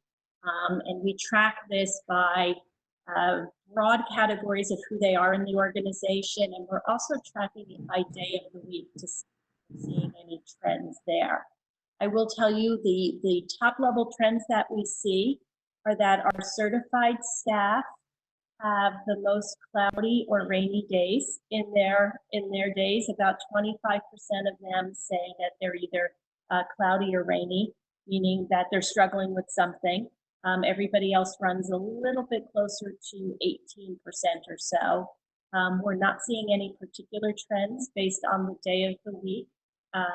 Though Wednesday does seem to be a tougher day than the other days of the week. And I think that's true many times without school closure. Dr. Carlisle has designed a way of using some AI to help us understand commonalities in the open-ended responses that they give us to what made you feel this way when they tell us how they feel. And then he disseminates that down and distills it down to give us some ideas of what we need to be focused on. So by far, the stress over the lack of school and being at school is coming out as the #1 reason why they're feeling less than sunny. The stress of the responsibilities that they have, the stress of what's happening in their family, and the lack of connection. Those are the key factors that we're seeing in the data. We do, because it's open-ended, I do look at them constantly to see, and we have everything from people being extremely appreciative that they are being paid and that they can support their family and actually help others who aren't so fortunate, to teachers concerned about engagement or lack of engagement from their students. And we will be using this data to help us as we go forward with designing the future. The other thing that we asked them is, what could we do to improve? Because we know we're all struggling to do the best we can. And it's interesting, by far the #1 answer is we really can't do anything, but thank you so much for asking. There is a level of appreciation that we are asking that question. And the second most important thing that would help them is understanding better what next year is going to look like. Uncertainty is causing that concern. So we'll continue to dive into this data. We will continue to collect it through the end of the actual school year. Dr. Carlisle shared it with all principals and directors yesterday. We did a webinar for them today on how to use the data so that they can look for trends in their own grade levels. The most granular we get would be, for example, what do high school people say? But our 6 or 7 high school principals, 9, excuse me, could use that to maybe help direct how they communicate with staff, when they communicate with staff, and what are they communicating with staff. We're obviously looking at it more holistically. After we complete this, the follow-up survey to this, we're calling the Reflect and Return survey, which will go out not only to employees, but will also go out to our families. And that is an idea of, please reflect on how this last quarter of school went, what was good, what was bad, what could we have done differently, and then share with us some of your feelings and ideas about what would make you feel comfortable and safe in returning to school. And that survey, we hope, will greatly inform the task force that Mrs. Williams will be talking about and direct some of our activities there. Thank you. Thank you, Mrs. Hollins. And we'll move on to the next slide. Scott Thompson will review the facilities from now until the end of the school year and a forecast into the summer. Well, I know I've learned one thing this evening, and that's that my lighting expertise is not good. And we all need to have these better lighting systems in our homes, I guess, now for these things. I apologize. I feel like I'm in the dark here. Just a quick update on construction. We are seeing some challenges to the process this year. And I'll just summarize that briefly in the idea that we're going to be doing a lot of HVAC work as was planned, and that's going pretty well, with the exception of some school facilities projects we had hoped to have approved by now, which we believe may be approved on June 3rd. We're not 100% sure until the board agendas come out, but the work that is to be done has lead times of up to 6 to 8 weeks. Well, if we can't order until June 3rd and we go 8 weeks, we're almost into the beginning of the school. So there is a possibility of delay just because delivery times on some items are longer than, and I think we all know this, delivery around the country has been impacted by the pandemic. So some projects may not move forward, but a lot of projects are underway already in the schools to upgrade our HVAC work. Some of the other work that some of which you approved this evening, those 4 projects that Member Richardson mentioned, they had some challenges. One came in right on budget, which was great. Another came in a little higher than expected due to unforeseen plumbing issues and aging facilities. Another was increased slightly because there are waistline issues that we would not typically deal with. There are some equipment purchases that are not typically in the contract at this time. So we're seeing a variety of challenges, but the one thing I will tell you is we are not bringing you projects that we are not satisfied with the pricing on. And so there will be some projects that will likely not move forward this summer. I can't tell you what they are yet because we're still in the process of figuring those things out, but it may involve some of the security modifications to our front offices and some of the other projects that were on the list that we provided back in November. And we will update you as this goes along, but we're not going to pay outrageous prices or not do the work properly. We want to have control over these projects. So we're looking at those very closely, and I'm very pleased with the work we've got going forward right now, but cautious as to the fact that maybe not all of it moves forward. And then of course, just the delays due to the closure and COVID have put a monkey wrench in some of this work. Outside of that, what I want you to know is that while there's been modifications to the stay-at-home that we heard about today, we are going back to work cautiously, and we are still going to be following CDC guidelines. We are still going to be following the district safety guidelines. But we do have work that we need to get done to prepare the schools for the start of school. So cleaning carpets, resurfacing gym floors, just cleaning the facilities in general, doing maintenance work on HVAC, on things like that, plumbing. All of that will be addressed, but it'll be done in a safe way, following the guidelines we've already established. And for those folks that can continue to telecommute as was recommended by the governor, then we will continue to have them operating in that way so that we don't have too many people in our facilities and that we continue to practice safe practices. So that's where you'll see some more activity around our summer facilities, but still being done in a safe way. And as I mentioned earlier, we intend to also do it smartly by really addressing the work during those lower cost hours between 6 and 2 during the week, where we can have contractors and staff and other people going into buildings where we can manage our electricity costs. Thank you. Thank you, Scott. And Marlo, if you can give us a brief overview of the great work happening with community partnerships. Can I ask a question before Scott departs here? Absolutely.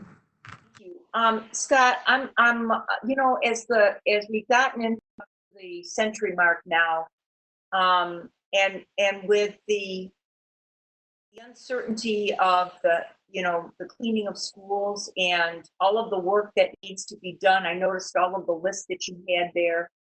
Are we bringing back enough people to do the summer cleaning and maintenance? What's the stat? I mean, who is doing all of this work if everybody's not coming back? I guess I'm not quite sure how the work is being allocated and how people are being brought back to work in a safe way. But are there enough people to do this kind of work? So the quick answer is yes. And the longer answer is, so let me give you the example of the custodial work. We typically in the summer do what we call is cluster cleaning. So really we have teams that are addressing a particular school's cleaning needs in a deep, comprehensive cleaning fashion, we're still going to cluster clean the schools, and there's a schedule. The principals have it. Everybody's been informed, so they know where the staff, where the cleaning staff will be and what facility, when they'll be in your facility. But they will be doing it in a COVID closure, safe environment, in the sense of they'll have masks available. We'll never have more than 2 people, let's say, in a classroom, so that they can be properly distanced with at least 6 feet. The crews are being educated and run in a way that will follow the guidelines. And yes, we have a schedule to get through all of the schools this summer. We're going to enlist some additional help. We will probably bring some bus drivers to help us get this work done. So yes, there are some individual areas where we need additional workers to help with this work. But we're putting all those plans together so that we can do it in that safe, appropriate manner.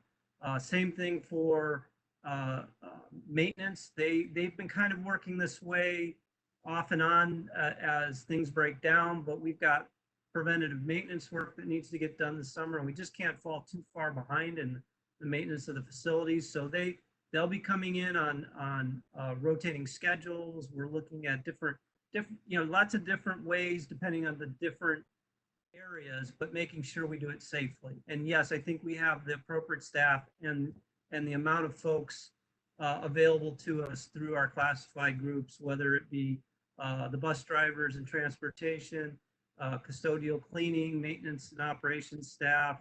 And then of course we have our food service workers also that are going to be continuing to do food distribution this summer with a curbside methodology. They feel like the families have gotten used to that. They've got a pattern down.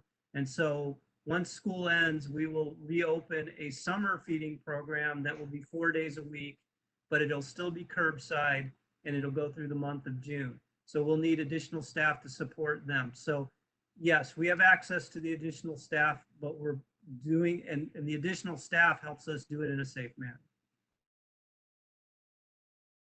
So people are being rotated in for maintenance and cleaning, and I guess I still don't understand how people, there are some people who are not working and there are people who are working. So are people being rotated in and out so that everybody's working and yet not all at the same time so the job can get done? I guess I have to separate that into 2 conversations for the summer. So for some of our summer work, this is for some of the areas I just identified, custodial, transportation, they are no longer on contract or no longer on their regular pay schedule, I guess, because we don't really do the contracts for classified, as we just talked about, but their pay ends at the end of school. So they always typically come back on mostly a volunteer basis with some criteria to work the summer programs that we need to get done to do things. We use our own staff to resurface gyms, for example. We once tried contracting that out. We found our folks can do it just as good, and I'd rather pay our people than pay somebody else. So the same thing with bus drivers. Bus drivers have helped for years with custodial work. They've helped in, in addition to driving summer school and doing that work, which isn't going to be available. And so, yes, this is a very typical plan for us. All we really have to do is modify it to make sure we're following the safety guidelines. But we're really doing what we do every summer, just in a different way. Okay. Thanks. I appreciate the information. Sorry, I got so deep. No, I appreciate the question, because it is, I see people wondering, there are people on all different scales, especially in our classified, who, are working hard every day in our food service, for example, and then others who are in a job where they can't drive a bus right now. So there is a large span of different classified staff that we are trying to get to work and get get the job done. And that's the plan for the summer. Okay, thanks so much. Appreciate it. Thank you, Mr. Thompson. And Mrs. Loria, Community Partnerships. You've got a beautiful slide of pictures. Yes, hi. Thank you, Dr. Borles and President Miner and School Board.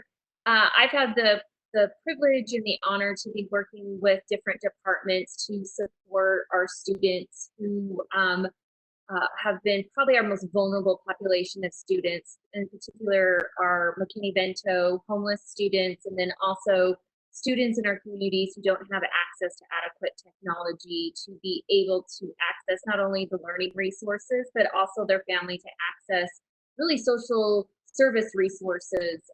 As we all know, people are losing jobs and are needing to access websites and other things that to be able to get in with DES and unemployment and all of those things. So in the pictures, I'm going to start with the middle two pictures. That was from Emerson and Holmes Elementary School last week. We partnered, if you remember last board meeting, I said we were partnering with an organization called Computers to Kids through the Mesa Education Foundation and a nonprofit called School Connect. We were able to raise over $20,000 to purchase computers for students at our elementary schools that don't, that we've identified didn't have a computer in the home. Those computers, 50 were given to Holmes, 50 were given to Emerson. We have another 90 computers that we will be distributing out to McKinney-Vento students, and then also our Salt River Maricopa students as well within the next week.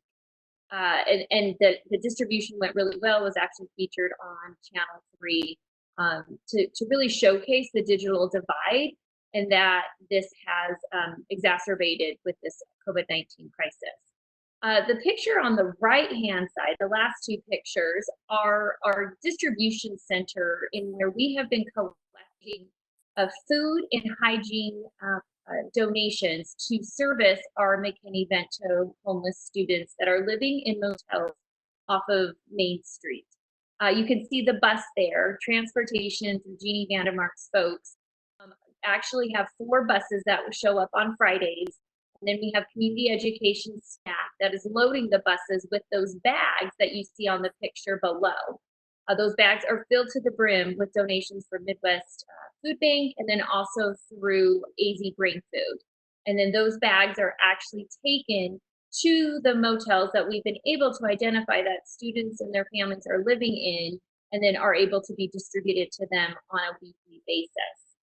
The 2 pictures on the very left, that there's a picture of some detergent and a big row of boxes, was our Amazon donation that was given to us last week. We had 12 pallets from Amazon that donated thousands and thousands and thousands of diapers, and then also several pallets full of detergents and toilet papers and hand sanitizers and wipes and all of these other products that we know many of our families, not just our McKinney-Vento homeless families, but we know some of our very, very low income families could use. So we are going to be getting those organized, separated out. We'll be getting what we can to our McKinney-Vento students and families, but we'll also be working with our family support specialists and our migrant specialists to also get some of those products out to those families that are in desperate need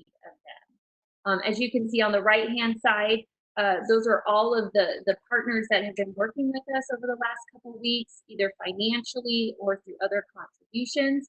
But I just want to end my little spiel here on some feedback from Crystal Arbogast, principal at Emerson Elementary.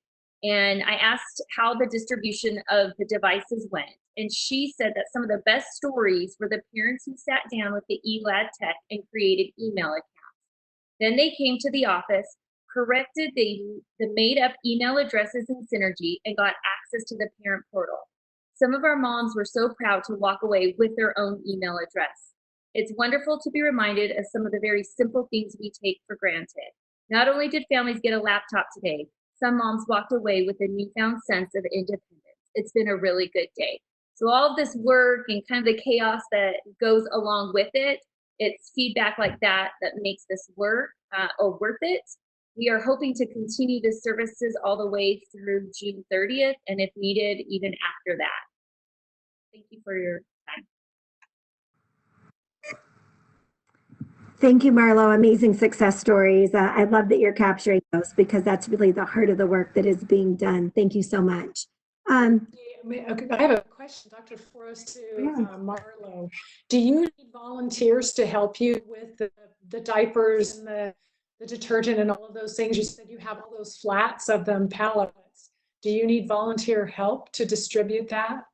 Actually, right now, the one great thing, if there's any positives with this crisis, is we are employee rich and we are space rich. Means we have a lot of employees that are getting paid who actually want to be able to come in and do something with their time. So Tot Wallace with Community Education has 130 staff members that are biting at the bit to come help get things organized, and many there's a handful of them that are also paid through the summer, so they will be able to continue to organize and separate the product and get them distributed. So I would say right now we don't need volunteers, but if so, I will definitely let the board know. Thank you. I'm more than happy to help if you need help. Thank you. All right. Thank you. I'd just like to express Marlo. express appreciation. It takes someone like Marlo to make this happen, because in doing something like this, you get about 15 no's before you finally get a yes, and you have to keep driving it in order to be able to make it happen. So she makes it sound easy, but I know firsthand that there were a number of hurdles she had to go through, and so I appreciate her tenacity and drive to make this happen. Thank you, Mr. Peterson. I really appreciate that. It's that strength of command that keeps me barreling through. I also want, Marlo, the partnerships have just been amazing, but I also want to do a shout out to the Mesa Public Schools Foundation, because a lot of folks have asked me, how can we help Mesa Public Schools? I want to make a donation, and I've directed them to the foundation because they do great work like this. And so I really want to give a shout out to Janita and your partnership with her to providing those types of resources, the technology resources that we know aren't there. And so thanks to them too. This is amazing partnerships, and I want to echo Board Member Peterson's praise. This is hard work, and it's teams of people like this that are making a big difference for our kids, and really appreciate what you're doing. Thank you, Ms. Hutchinson. Actually, just a shout out to Janita Gordon, the Executive Director of the Foundation. I believe she raised another $15,000 to $20,000 over the weekend to buy additional computers so we can distribute even more. So these distributions will obviously continue throughout the summer, and we'll be working with principals to identify those students in most need so we can get them out in a timely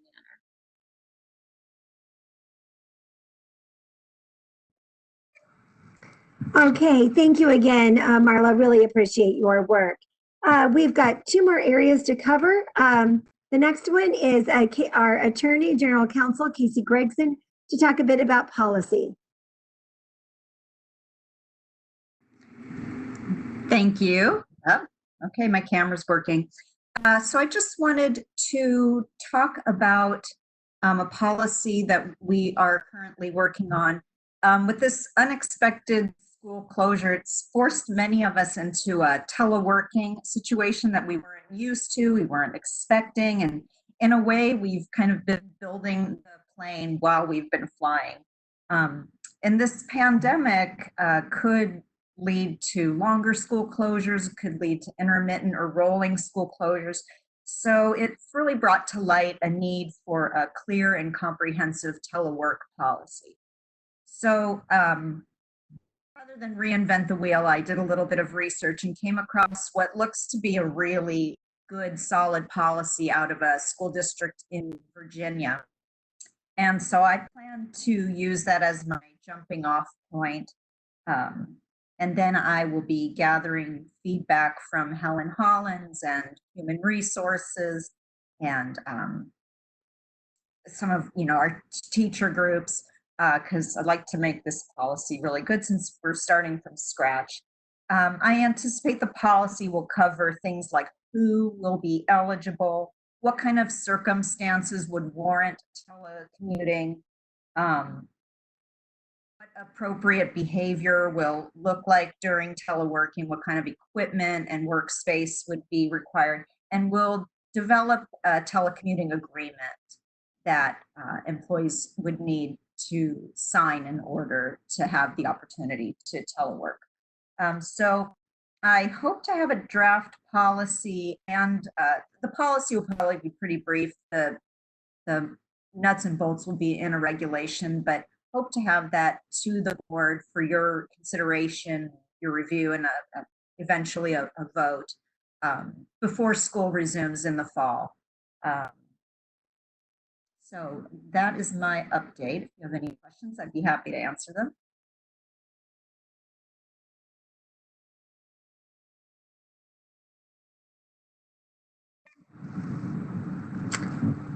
You, Casey, hearing no questions.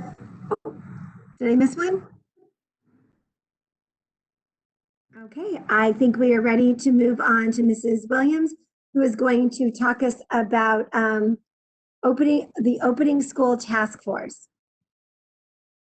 Thank you, Dr. Forlis. And this will be just the first of many conversations we're going to have about opening school task force. So tonight I wanted just to give you where our heads are and share with you how we're getting organized to get going on this, knowing that we have a lot of work to do in the next several weeks to make sure that we are planning for every contingency when it comes to opening of school, and recognizing that we're not going to be ready for everything, but we're going to do our very best to think thoughtfully and together with our community about what it looks like to open school in August. I've joked with the team that I prefer to wear a pair of rose-colored glasses and everything's going to be fine by the first week of August, and we're going to go back and things are going to be great. I've been set straight by many who said, that's not the way we can plan, but I keep hope alive back here in the back of my head that that's how it's going to be, knowing that we have to think through every eventuality and talk about them. So the topics that you see on the screen in front of you are the subcommittees that we've set forth with the opening of school task force. Our goal is to cover the major areas, and the ways that we got here was by using the current COVID-19 team that we've been using for this school closure time and asking them, what are the major topics that we've spent our time talking about, and what should we be talking about if we haven't been? And so we developed a great brainstorming session last week where they shared their ideas. And these are the topics that rose to the top as areas that we should give some very special laser focus to. And so you'll see those topics. Currently where we are in the process is a district leader has been assigned to lead each of these groups. And those district leaders are currently recruiting members for their teams that include teachers, include classified leaders, classified members of our organization, principals, and any other voices that they think, directors who they think will enrich those conversations. Excuse me. Our goal will be, as we develop this, as Helen shared, we've got some great surveying that we're going to include with our families and our students to give us feedback on things to inform our decisions. And we will be working parallel to ADE. Andy mentioned it earlier that ADE has a task force in place and they plan to be working through the month of May and giving us guidance by May 30th. We can't wait for that, but we can use that information and the planning that they do to inform the planning that we do. So our hope is that we will have a Mesa Public Schools plan that is rich in CDC guidelines, informed by the state, and ready for our community come the beginning of school, knowing that we have to plan for things being as close to normal as possible with new guidelines for health and safety of our students, perhaps a blended learning model, or continued closure, which is worst case scenario, and we hope that that is not the situation for us. But these are I'm excited about the groups and what we're going to talk about and how we can come together and include many voices at the table to make sure that we are putting together the best plan. I will tell you, I'm out there. I know that all of us are reading as much as we can about what other people are doing. nobody has it figured out yet. Everybody's in the beginning stages, and we're all sitting in on webinars to get informed and finding opportunities to read as much as we can. And we share links, and we're gathering all those resources so that we can make a plan for Mesa that meets our stakeholders' expectations and does the very best we can for our teachers and our students. So I'm excited about this, and I'm looking forward to sharing more with you as these committees get up and running and the work begins. We'll be giving you regular updates on this.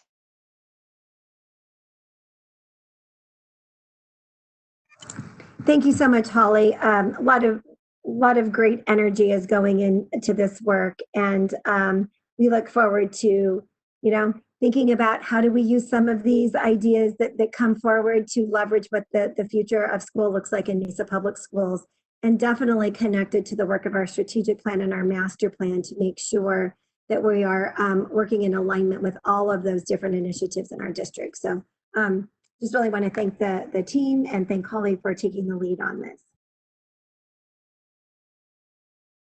I will turn it back over to you, Dr. Lesser, and President Miner for our next topic.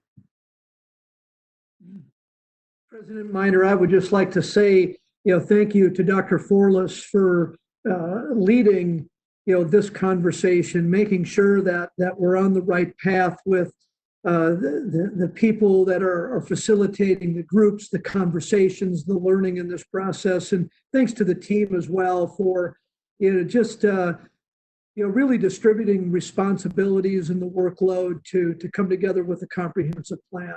And it feels that in the coming weeks, what you'll see is a little less talk about what we're doing to close the year, and a lot more talk about what we're going to do to start the new year.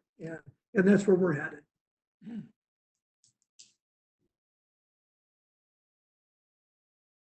I'd like to bring up a touchy subject, at least based on what I'm seeing within my email box and stuff, and that is an in-person graduation celebration of some sort for our seniors.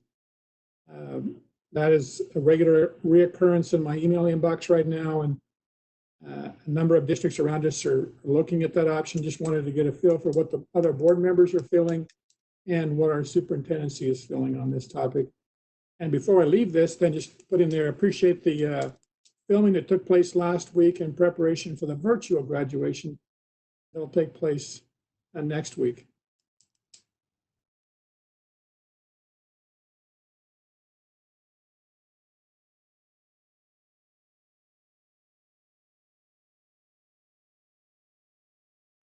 I'll chime in first. Yes. Yeah, I will certainly allow you guys to talk a little bit, and then I can share some perspectives of our team as well. I echo Stephen's appreciation for the great videos, and I'm excited to see how it turned out, what our end product is. But certainly we have some families who are anxious to figure out a way to celebrate their students, or to have their students be able to celebrate. And as I engage in conversation with them, I have typically said, certainly I got one today that says, "Hey, the governor opened it. It's a green light."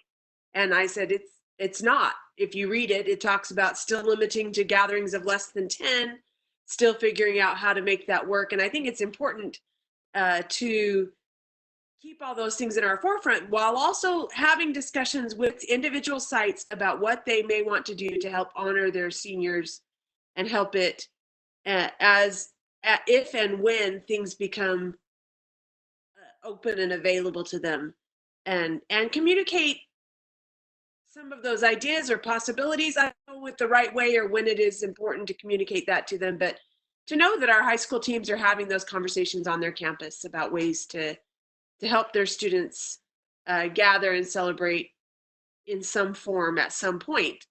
I don't know how formal it will be, but I'm anxious for those conversations to be happening.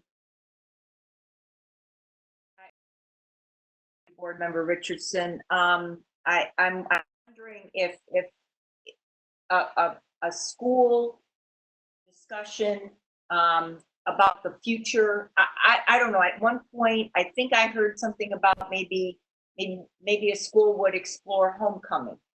Homecomings, like, usually October, maybe something could happen at homecoming where the seniors could be recognized. But I too have been I'm troubled by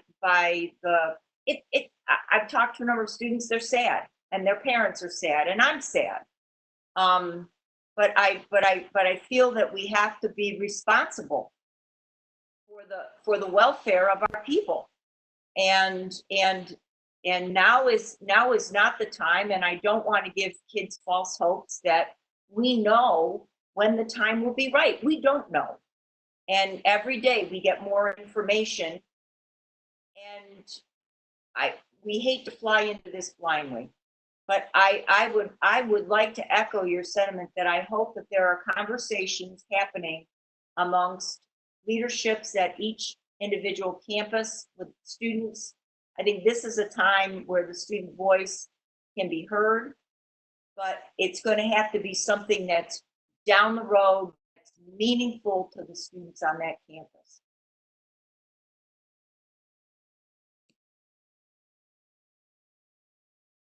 I think as members, important, at least for me, I feel, to be sensitive to all different perspectives. And I know there are in this situation, and I will echo both Mrs. Richardson and Mrs. Hutchinson, especially what you just said, Mrs. Hutchinson, and the fact that I really feel for these seniors. And I know there are even families that I know you've received emails from who have only one child. And this was their one and only opportunity to see their child have a graduation. And it just tugs at my heartstrings to hear the disappointment. This is a rite of passage for our kids of this age, and it feels very sad. And I know it's a challenge for a district of our size to entertain the idea when we have so many restrictions and limitations on what we can do. So I know that Dr. Lesser has wrestled with this. I know I have. I contacted the Department of Education this last week to talk to them and ask them, what has been your conversations with districts and with the Department of Health and with the governor? So I could get a perspective, because I'm one that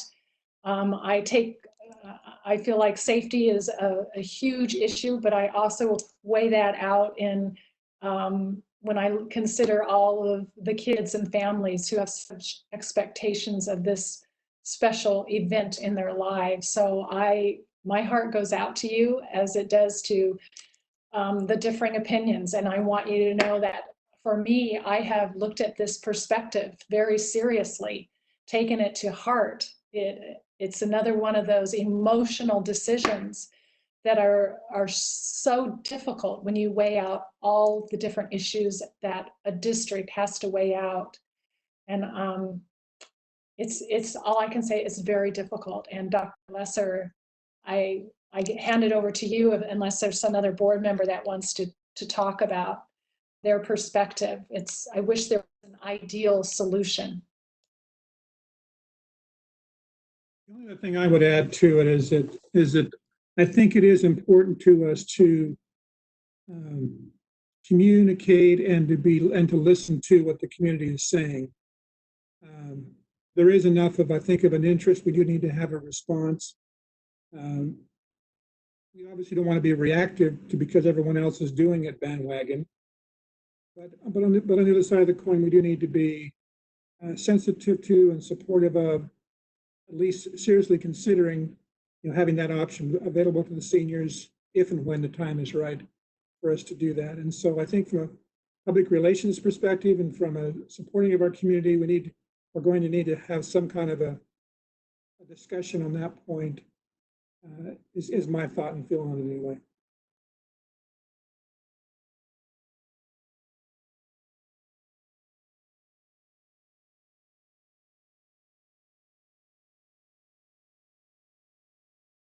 Madam President, members of the board, I certainly appreciate your feedback, your concerns, your intent to listen to our community, to hear the voices of those we serve. I want you to know that our leadership team for the past 8 weeks has thought about these things, contemplated the issues at hand, worked to make decisions, I would tell you, in all facets of our organization based on the health, the safety, and welfare of all of our constituents, from employees to students and to the greater community. And that was important from the start of our school closure. If I may just take a moment to talk about that, at one particular time in this discussion, we were looking to remain open as a school district. And as we received feedback about the concerns of delivering a quality learning opportunity for our students under unique circumstances, to the health and safety of our employee group, we had concerns that we wanted to deliver the best education opportunity under the coronavirus conditions. And then we came to realize that we weren't sure that if we would get employees to come and provide instruction under these significant and concerning and health crisis conditions. And if we couldn't get employees to come to work, then we absolutely couldn't deliver the quality of instruction that I think our community expected of us. So at that particular time, not only did we say we were not going to come back to school, but shortly after that, the governor said that schools were closed because of the health, safety, and welfare of our community. And as that occurred, then we began to make decisions I want to say, in alignment with that issue, the concern about the health, safety, and welfare. And we came to a point where there was a stay at home, do not gather in large groups, do not be around one another. And we made a decision at that particular time that the safest course of action, aligned with keeping people safe and healthy, that it was to do a virtual graduation. And of course, that disappoints all of us, that our students cannot celebrate the way that graduating classes or generations before, with the great traditions that we have in our schools. But in the light of keeping our people healthy and safe, we still believe that under the circumstances, I have before me guidance from the Arizona Department of Health Services, where they make a statement. They say the Arizona Department of Health Services recommends that mass gatherings, such as graduations and concerts, are not held at this time.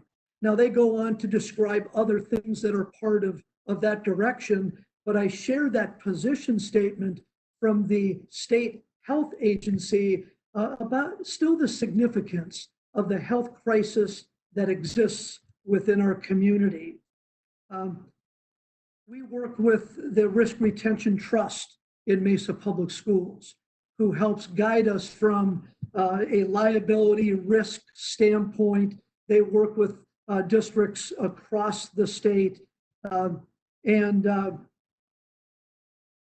they recommend that that the postponement of graduation ceremonies, as long, they say, if they occur, in keeping in federal guidance, in-person ceremonies, if they are to occur, should be postponed for as long as possible. And then Governor Ducey's position today, although the stay-at-home order has been lifted, the he is now pronouncing, and I think Helen can help me with this as well, that he's got a different perspective on that order, and he calls it stay healthy, return smarter, and return stronger. And the summary of his next executive order is to do that: stay healthy, return smarter, return stronger. And he said Arizona meets phase 1 criteria of the U.S. gating criteria. Schools remain closed, avoid large gatherings, telework encouraged with return in phases, still practicing social distancing and follow CDC guidelines. And then he did some other things with gyms and pools. But the common theme still remains that we should not be gathering in large groups. And as I've shared with our principals who we've met with, in fact, Holly Williams has met weekly with this group as we've planned the most appropriate, most responsible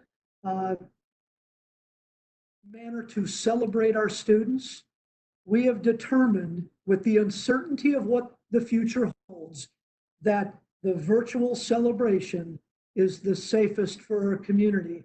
Now, I would tell you, I know it's not popular with everybody. I would also share with you that there are many individuals who believe it's the safest and responsible thing to do at this time. I'm challenged by what the future holds because we don't know when we would be able to release opportunities to gather in large groups. The governor has said, hey, he wants to give permission to Major League Baseball to resume, but he has said that in the context of they will not have an audience for it. So we are still in that frame of reference of not meeting in large groups. I don't think it's responsible for me as the superintendent of this district to randomly pick a date sometime in the future and say we could do in-person graduation, because I don't know if that will be possible. I don't know if there's an appropriate day in the future because our uncertainty still exists by the experts that guide this conversation. And I would also share with you that even in the moment where they say it would be recommended, but you need to follow certain guidelines, I'm not sure if we have the resources, the people, all of the protocols to make that happen. I know that people have written to me and they have said, look at a particular school is doing some kind of in-person graduation. And they have a school of 400 kids, and they're going to bring in 30, 40 kids at a time and do 10 what they call graduations, where they're running kids through coming on a stage and recognizing them by name. I would share with you that all of those alternatives do not resemble what our kids had hoped for in a graduation. They are all less than the real traditional graduation. I know that the guidance from the Department of Health Services says if you do conduct an in-person graduation, then you need to follow certain guidelines.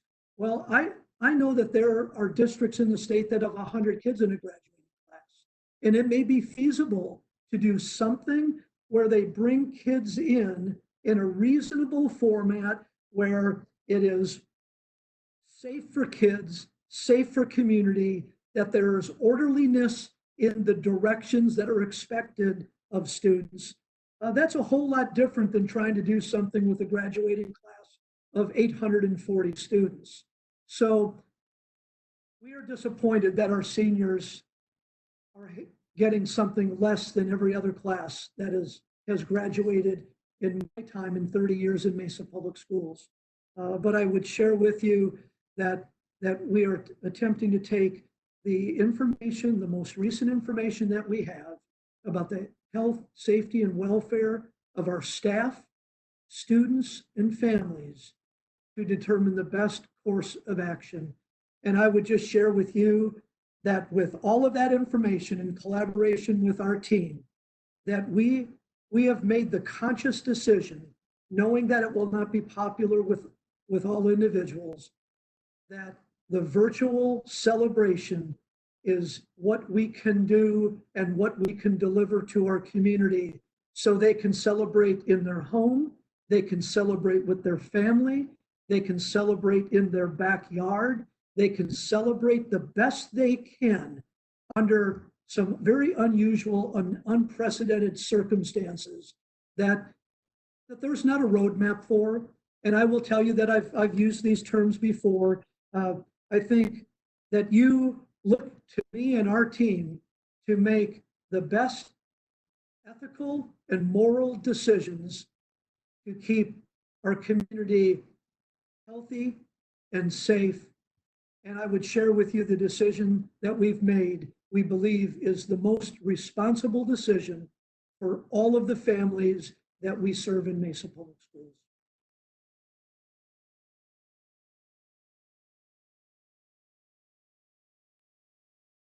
Dr. Lesser, is that something that should be communicated to the public through communication with parents, or to reaffirm why we're taking this position through in conjunction with our communications area? What's your thoughts on that? Mr. Peterson, we communicated with all of our families, the families of all of our seniors on May 1st with the decision that we made. And I don't have that communication in front of me, but I'm sure that we had shared, what our intentions were, why we've made that decision. Of course, we were under the stay at home, and I would just stress to people, we are still in the environment where it is large groups of people should not gather with one another. And I realize that there's a spectrum of support for that some people believe that they're not going to leave their home, and when they do, they're going to wear masks, and they're really going to be separate. And we have individuals on the other end of the spectrum that feel that it's acceptable to business as usual. I realize that it spans that whole gamut. And we communicated on the 1st what our decision was and why that was our decision. We've received emails that either have come to you or have come to me or Dr. Forless or through our general email response.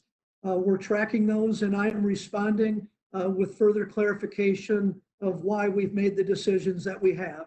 We met for over an hour with our building level principals on Friday.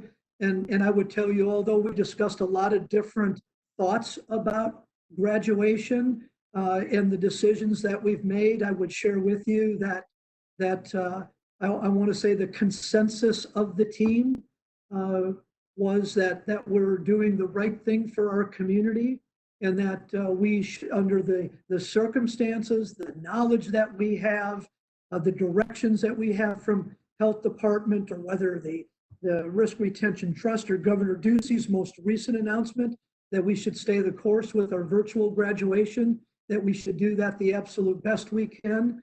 And that was maybe the most recent conversation that we've had with our high school administrators.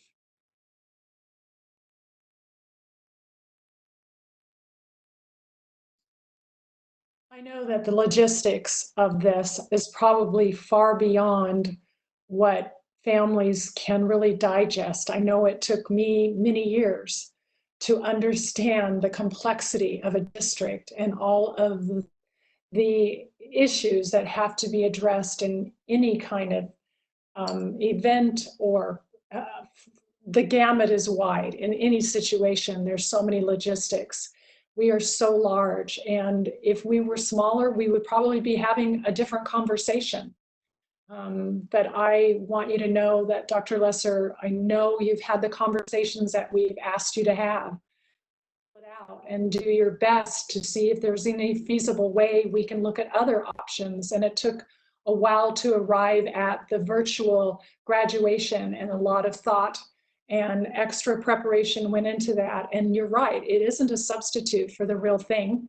It's the closest thing we've been able to have, any more than this isn't a substitute for the real thing, sitting here and talking to you, all of you, on these computer screens, which we've been doing for many weeks now. I'm really tired of it. I'm one of those, and I'm ready to get out. I'm ready to get moving on. But I recognize that there are logistics involved that are far beyond being able to just get out and have our child walk one at a time through graduations. Is far, far more complicated. I wish it wasn't, but it is what it is. And I really appreciate that you went into this with the best interest in mind and doing what you feel like, after all the information that you've gathered and all the discussions and conversations that you've had, you chose to do what you think is appropriate and in the best of our students. And so I know that's not hard. I mean, excuse me, I know that's not easy, that it is very, very hard. And I don't envy you in that position. It's a tough position to be in. You'd be the whipping boy of all those who disagree. And I'm sorry for that. You've done a good job in putting this together and looking at all aspects. And again, there's many perspectives, and it isn't that we are ignoring those perspectives. I certainly am not. I know other board members are sensitive to that. And this is very, very difficult for all of us. And we wish it were different. If there was any way, that's what we'd really want. So thank you. Any other comments or questions on this topic? No, I just appreciate the opportunity to have a discussion at this level, at the board level, to know that our community, that we do take their concerns seriously. We are to hear the depth of Dr. Lester and the team's evaluation and discussion, and to know that we're doing the best we can to make the wise decision, which isn't always the popular one. And I appreciate the time we've taken. You're welcome. Thank you. Okay, unless there's other comments or questions at this time, I think we are able to move on to the final item before adjournment, the update on student liaisons.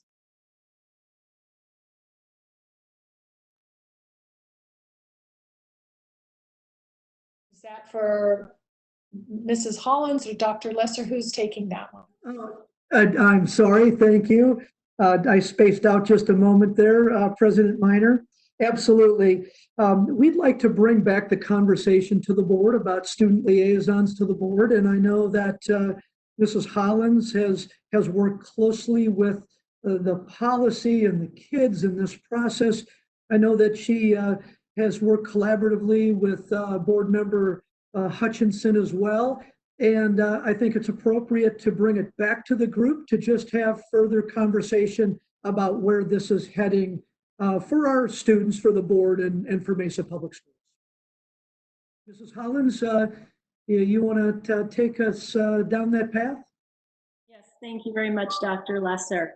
I've got just a short review for you, kind of how this liaison program worked in the spring semester of this school year, and some thoughtful questions about what we might want to consider going forward in the next school year, based on some feedback from Mrs. Hutchinson, based on some feedback from the liaisons.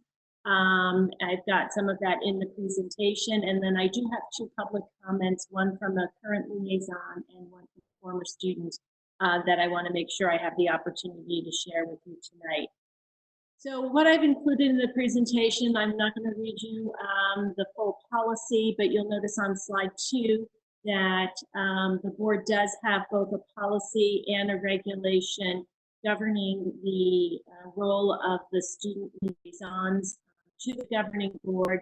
What your intent was to have them give information and communicate the viewpoint of students to address issues when recognized by the board president.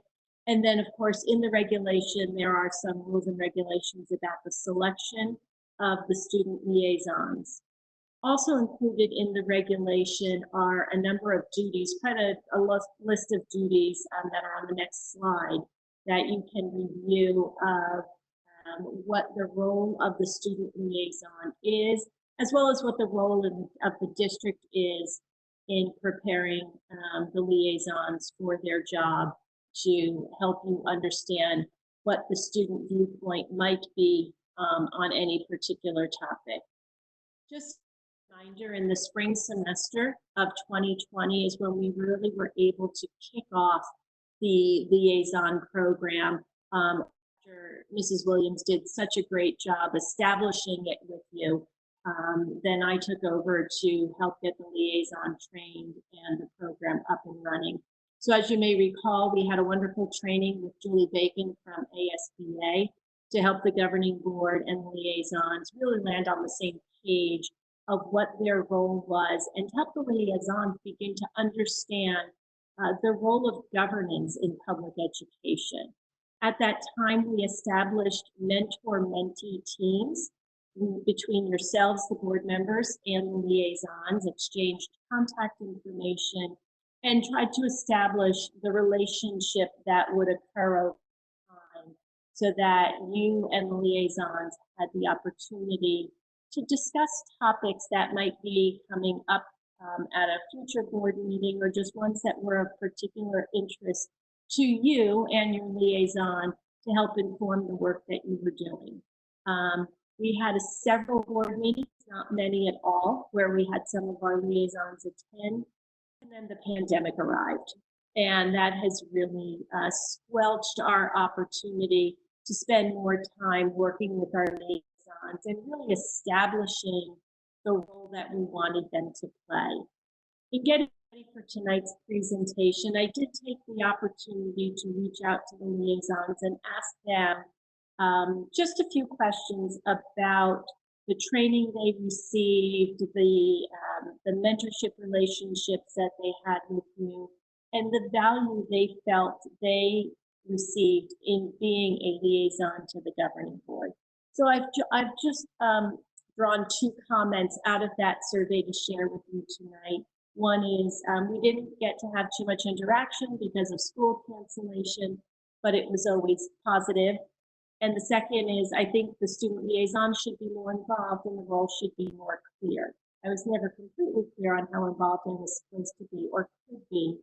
And sometimes it felt pointless to attend the board meetings having given no input on anything discussed.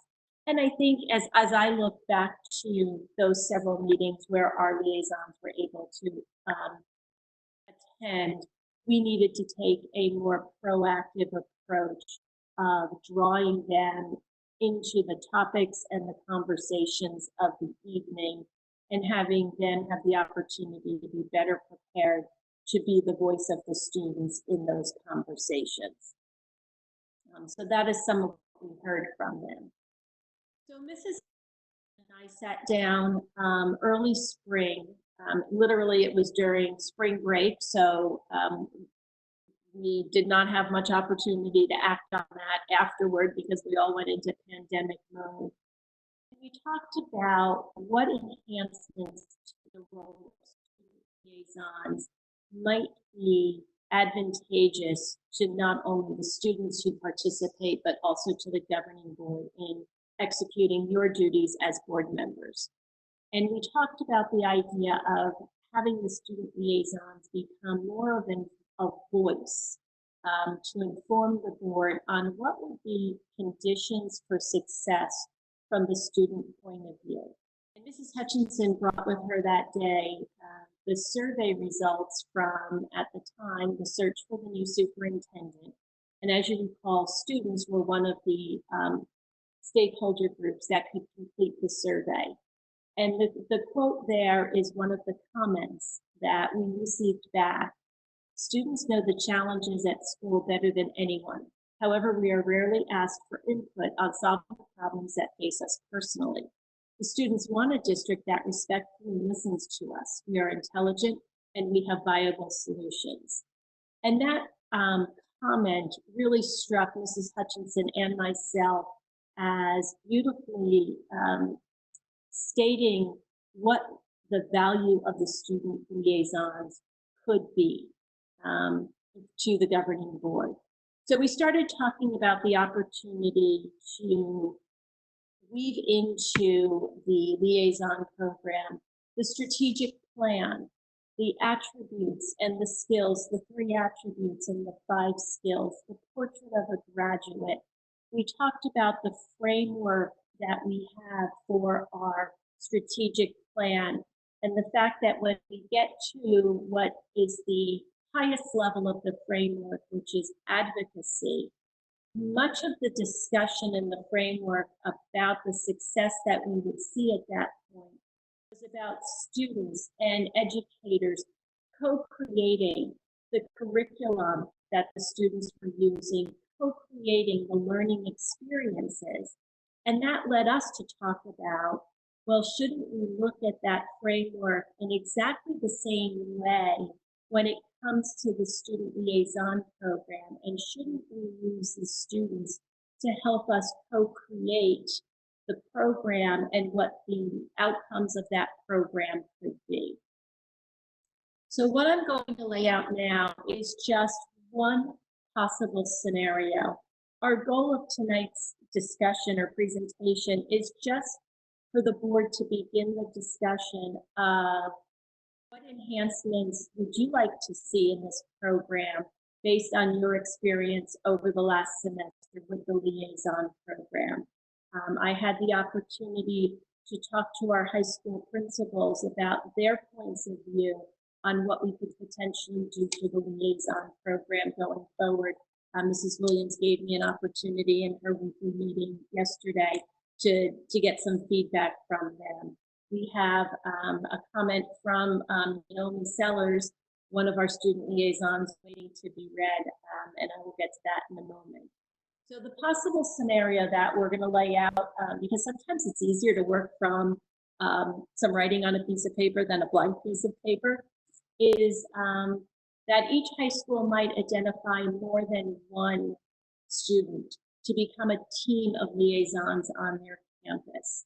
And one of the key reasons for that is the sustainability of the program. If you think about the way we currently have it designed, if the student who is selected as the liaison for a high school is either a senior or a student who only wants to participate for 1 year, we need to start at ground zero every fall with a new set of liaisons that need to be trained, that need to develop a rapport and a relationship with you as board members, and that probably will not become active, engaged participants until further on in the year, which then becomes a very short period of time for them to make a contribution before they graduate or move on to something else. So we would like to see a multiple grade level program where students grow into the role of liaison, and not only do the liaisons have you as a mentor, but they would have their older liaison on campus as their mentor as well. The other suggestion is that each high school identifies an adult at that school who also would work as an advisor / mentor for those students, so that they can help them work on obtaining the student voice as part of their role in parallel to the work that they're doing with you, not instead of the work that they're doing with you. Of course, we would always include and encourage training in the program. We would just like to make sure that that campus adult, if we choose to have one, would also be involved in the training. And then at that point, we can co-construct a sustainable model that would take into account the strategic plan, the portrait of a graduate, and our strategic goals within that plan. I'd like to pause here and ask Mrs. Hutchinson if she has any additional comments. I am representing joint work here and would like to ensure that her voice is heard here as well.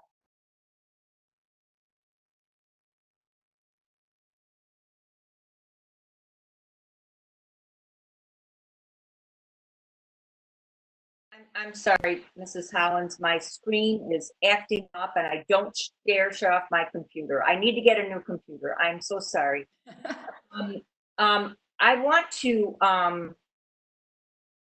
make mention, I mean, it seems to me that we had a confluence of things that happened in this semester. I think one was the selection of the new superintendent. And after having Miss Williams talk about her experiences with students with the facilities planning and her assessment of how valuable student voices were when it came to planning instructional environments, we then heard from our own search firm how important students were as stakeholders. We constantly say our promise, which is that graduates will be ready for college, career, and community. We've had a rollout with our families at our various high schools about Portrait of a Graduate.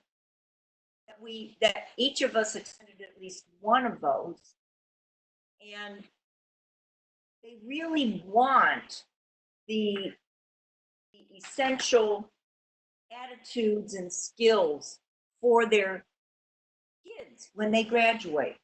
Things like being a collaborator, a communicator, a community contributor, a creative thinker, a critical thinker.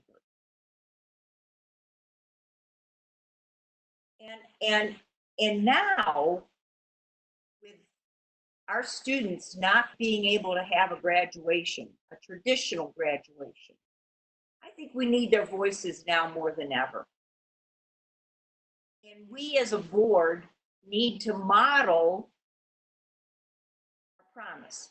We need to model the portrait of our graduates, the attitudes and skills we believe that they should have. We should be modeling those for them. And so I was so happy to meet with Ms. Hollins. It was the first day of spring break. My gosh, it seems like 2 years ago. And we just battled around some ideas. And I talked to Dr. Lesser. I don't know. I think it's maybe because I'm the high school history teacher on this team. But I just thought that there was something more that we could want for our liaisons and for the program. And so I'm begging your indulgence here in just feeling out some ideas, discussing, because this is our program.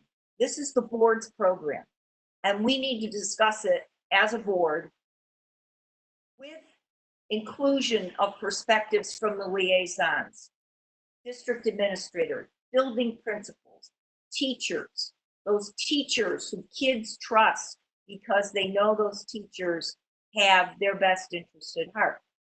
I mean, there's lots of perspectives that we need to include as we go forward in thinking about what do we want for our liaison program. So I really thank you for giving me the time to talk with you and to get, and Ms. Hollins, I really appreciate you establishing this discussion device to get us thinking about what we want for the future, whatever that future is now going to be. But the liaisons, the current liaisons have some ideas, and principals have ideas. And I think that it's time to get the discussion going so that maybe over the summer we can do some training, because that's what the students realize, that they didn't have the training to bring ideas from their schools to us in an effective way. And if they had had the training, they could be have the engaged students that we expected from the program. So we need to hear everybody's ideas at this point. And just to kick off the discussion, and we can talk obviously much more about this in the future because it's worth the discussion. Thanks so much. I really appreciate your time. Mrs. Minor, I do have 2 comments. If you want me to read those prior to the discussion, or would you like me to hold them till after the discussion? Why don't we be consistent with how we've been doing it in the other board meetings and hold on until after our discussion? Thank you. I actually, President Minor, I'd kind of like to hear them now just because I think they may inform our discussion. If there's liaisons, if that's okay. That's fine. If a board member wants to do it the other way, then we certainly can do that. We have the prerogative to do that, so that's fine. Okay, so one is from a liaison and one is from a former graduate. The first one is from Naomi Sellers, who was our Westwood liaison. And she tells us that. I was the student liaison to the MPS governing board for Westwood High School this year, and I thoroughly enjoyed the opportunity to become more familiar with the district and the hard-working board members at its head. I felt welcomed and valued by all members, so thank you for that. However, I failed to see my impact as a liaison. I didn't know how I was supposed to make a difference for my peers and my school because I didn't know how to interact with the school board. While I received helpful training regarding the role of a school board and cultivated a positive relationship with my board mentor, I needed more training on the civic engagement to feel confident enough to initiate the change I wanted to effect. Along with more training for liaisons, I believe that having an advisor for liaisons at each school would boost this program immensely. If I had a teacher from my school supporting me as a liaison and acting as an adult confidant who had even more wisdom and experience with my school than I do, I may have been more comfortable stepping into the responsibilities of a student liaison. And then our second comment is from Jordan Harb. Hello, my name is Jordan Harb, and I am a recent graduate of Mountain View High School class of 2019. I am here to support and offer recommendations for the student liaison program. During my high school experience, I faced many personal obstacles to having an academic experience where I could thrive and grow. While much of it was due to things outside of MPS control, such as dysfunction and alcoholism in my family, there was still much more support I could have received.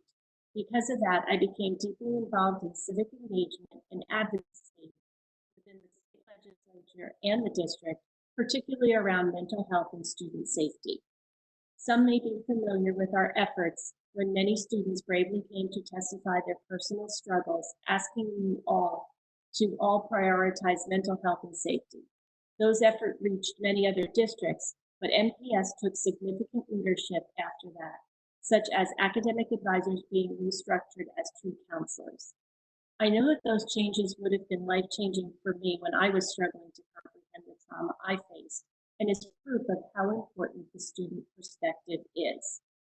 My time as an organizer taught me not only civics, how government operates, and my place in our democracy, but more importantly, how much passion each and every student has. When I started planning these campaigns, I saw how students transformed from shy individuals who had no care for civics into the most passionate people I know.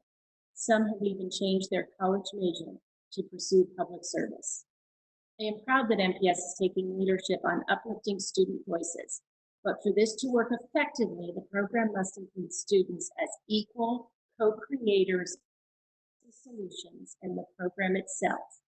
Give students the tools needed to listen to their peers and share their stories, and ensure students have the freedom to pick the issues that matter most to them. I am supportive of the proposed changes to the program and hope the district continues with the great changes that have been happening. Student voice committees at each school, if done right, would uplift many, many individuals who may not have even known their voices mattered, especially if the right trainings were implemented. It would also help the district infinitely because students know what students need the most.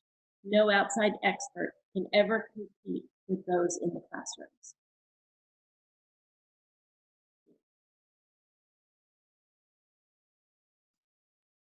Thank you. I would like to propose that we do a study session this summer. That's an ideal time in the summer to have hope that at some point in the summer, it may not be that I'm able to, but wouldn't it be nice if we could have a study session where we could actually be in a room? I don't know if that's possible, but if not, we would do it under the same kind of situation we are now. But I think this to be looked at in more detail to understand it more fully and to, if it's we want to go, to be able to look at all the different facets of it and how it would be implemented. Any other thoughts? Yes, I would love the opportunity to have this in a study session. As you know, it took a long time in coming to get this to the board, through the board to actually start it. So I'm really excited about the future work that we're going to do with this program and what it's going to look like. And I definitely agree with all the statements that's been made. So I look forward to the study session.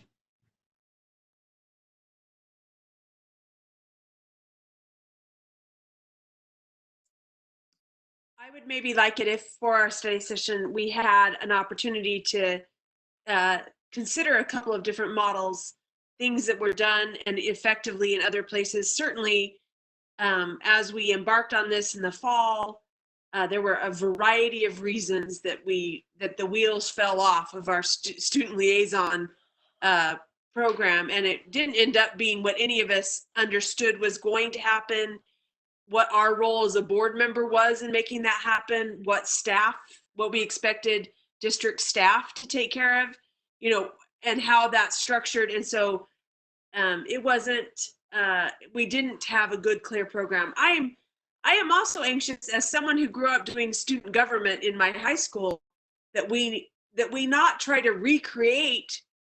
Students have an opportunity to gather voices, to learn how to be involved in their school and to make changes on their campuses. So I want to be careful to not recreate a duplicate system for something that we maybe have good framework in, but to take what those, while I'm always looking to make sure we involve other people, not just a small group of students, but I think those student government students may be students that are saying, I have an interest in this kind of work in policy, or maybe it's a part, maybe it works along with, and it's a new office that's held at every high school so that it's a focus they have instead of maybe being more about dances and pep rallies. It's more about student advocacy. I would like to see us try to work within some frameworks that maybe already exist on our campus and as student advisors who already exist. But I think that is, like you said, something that we really have to flesh out in a longer study session than right now. And I would love to do some prep work for it, where we have a chance to study and look at some programs that maybe are running well, that are a variety of ways, and we can create our own thing. Because I also want to be mindful of board members. Not everybody has multiple hours to mentor a student in a month. That's not everyone's ability. And so how can it work with what we can give and expect and still have students have a meaningful experience? And I apologize to our liaisons this last year. They did not have a meaningful experience, and it's on our shoulders that we didn't provide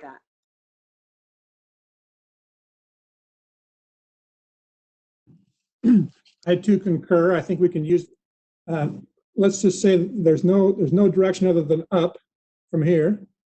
With this one, as I interact with the student councils as part of high school graduation there through the years, they've always been very receptive. So yeah, I would like to see us discuss it, but not belabor it too long. We can always tweak it.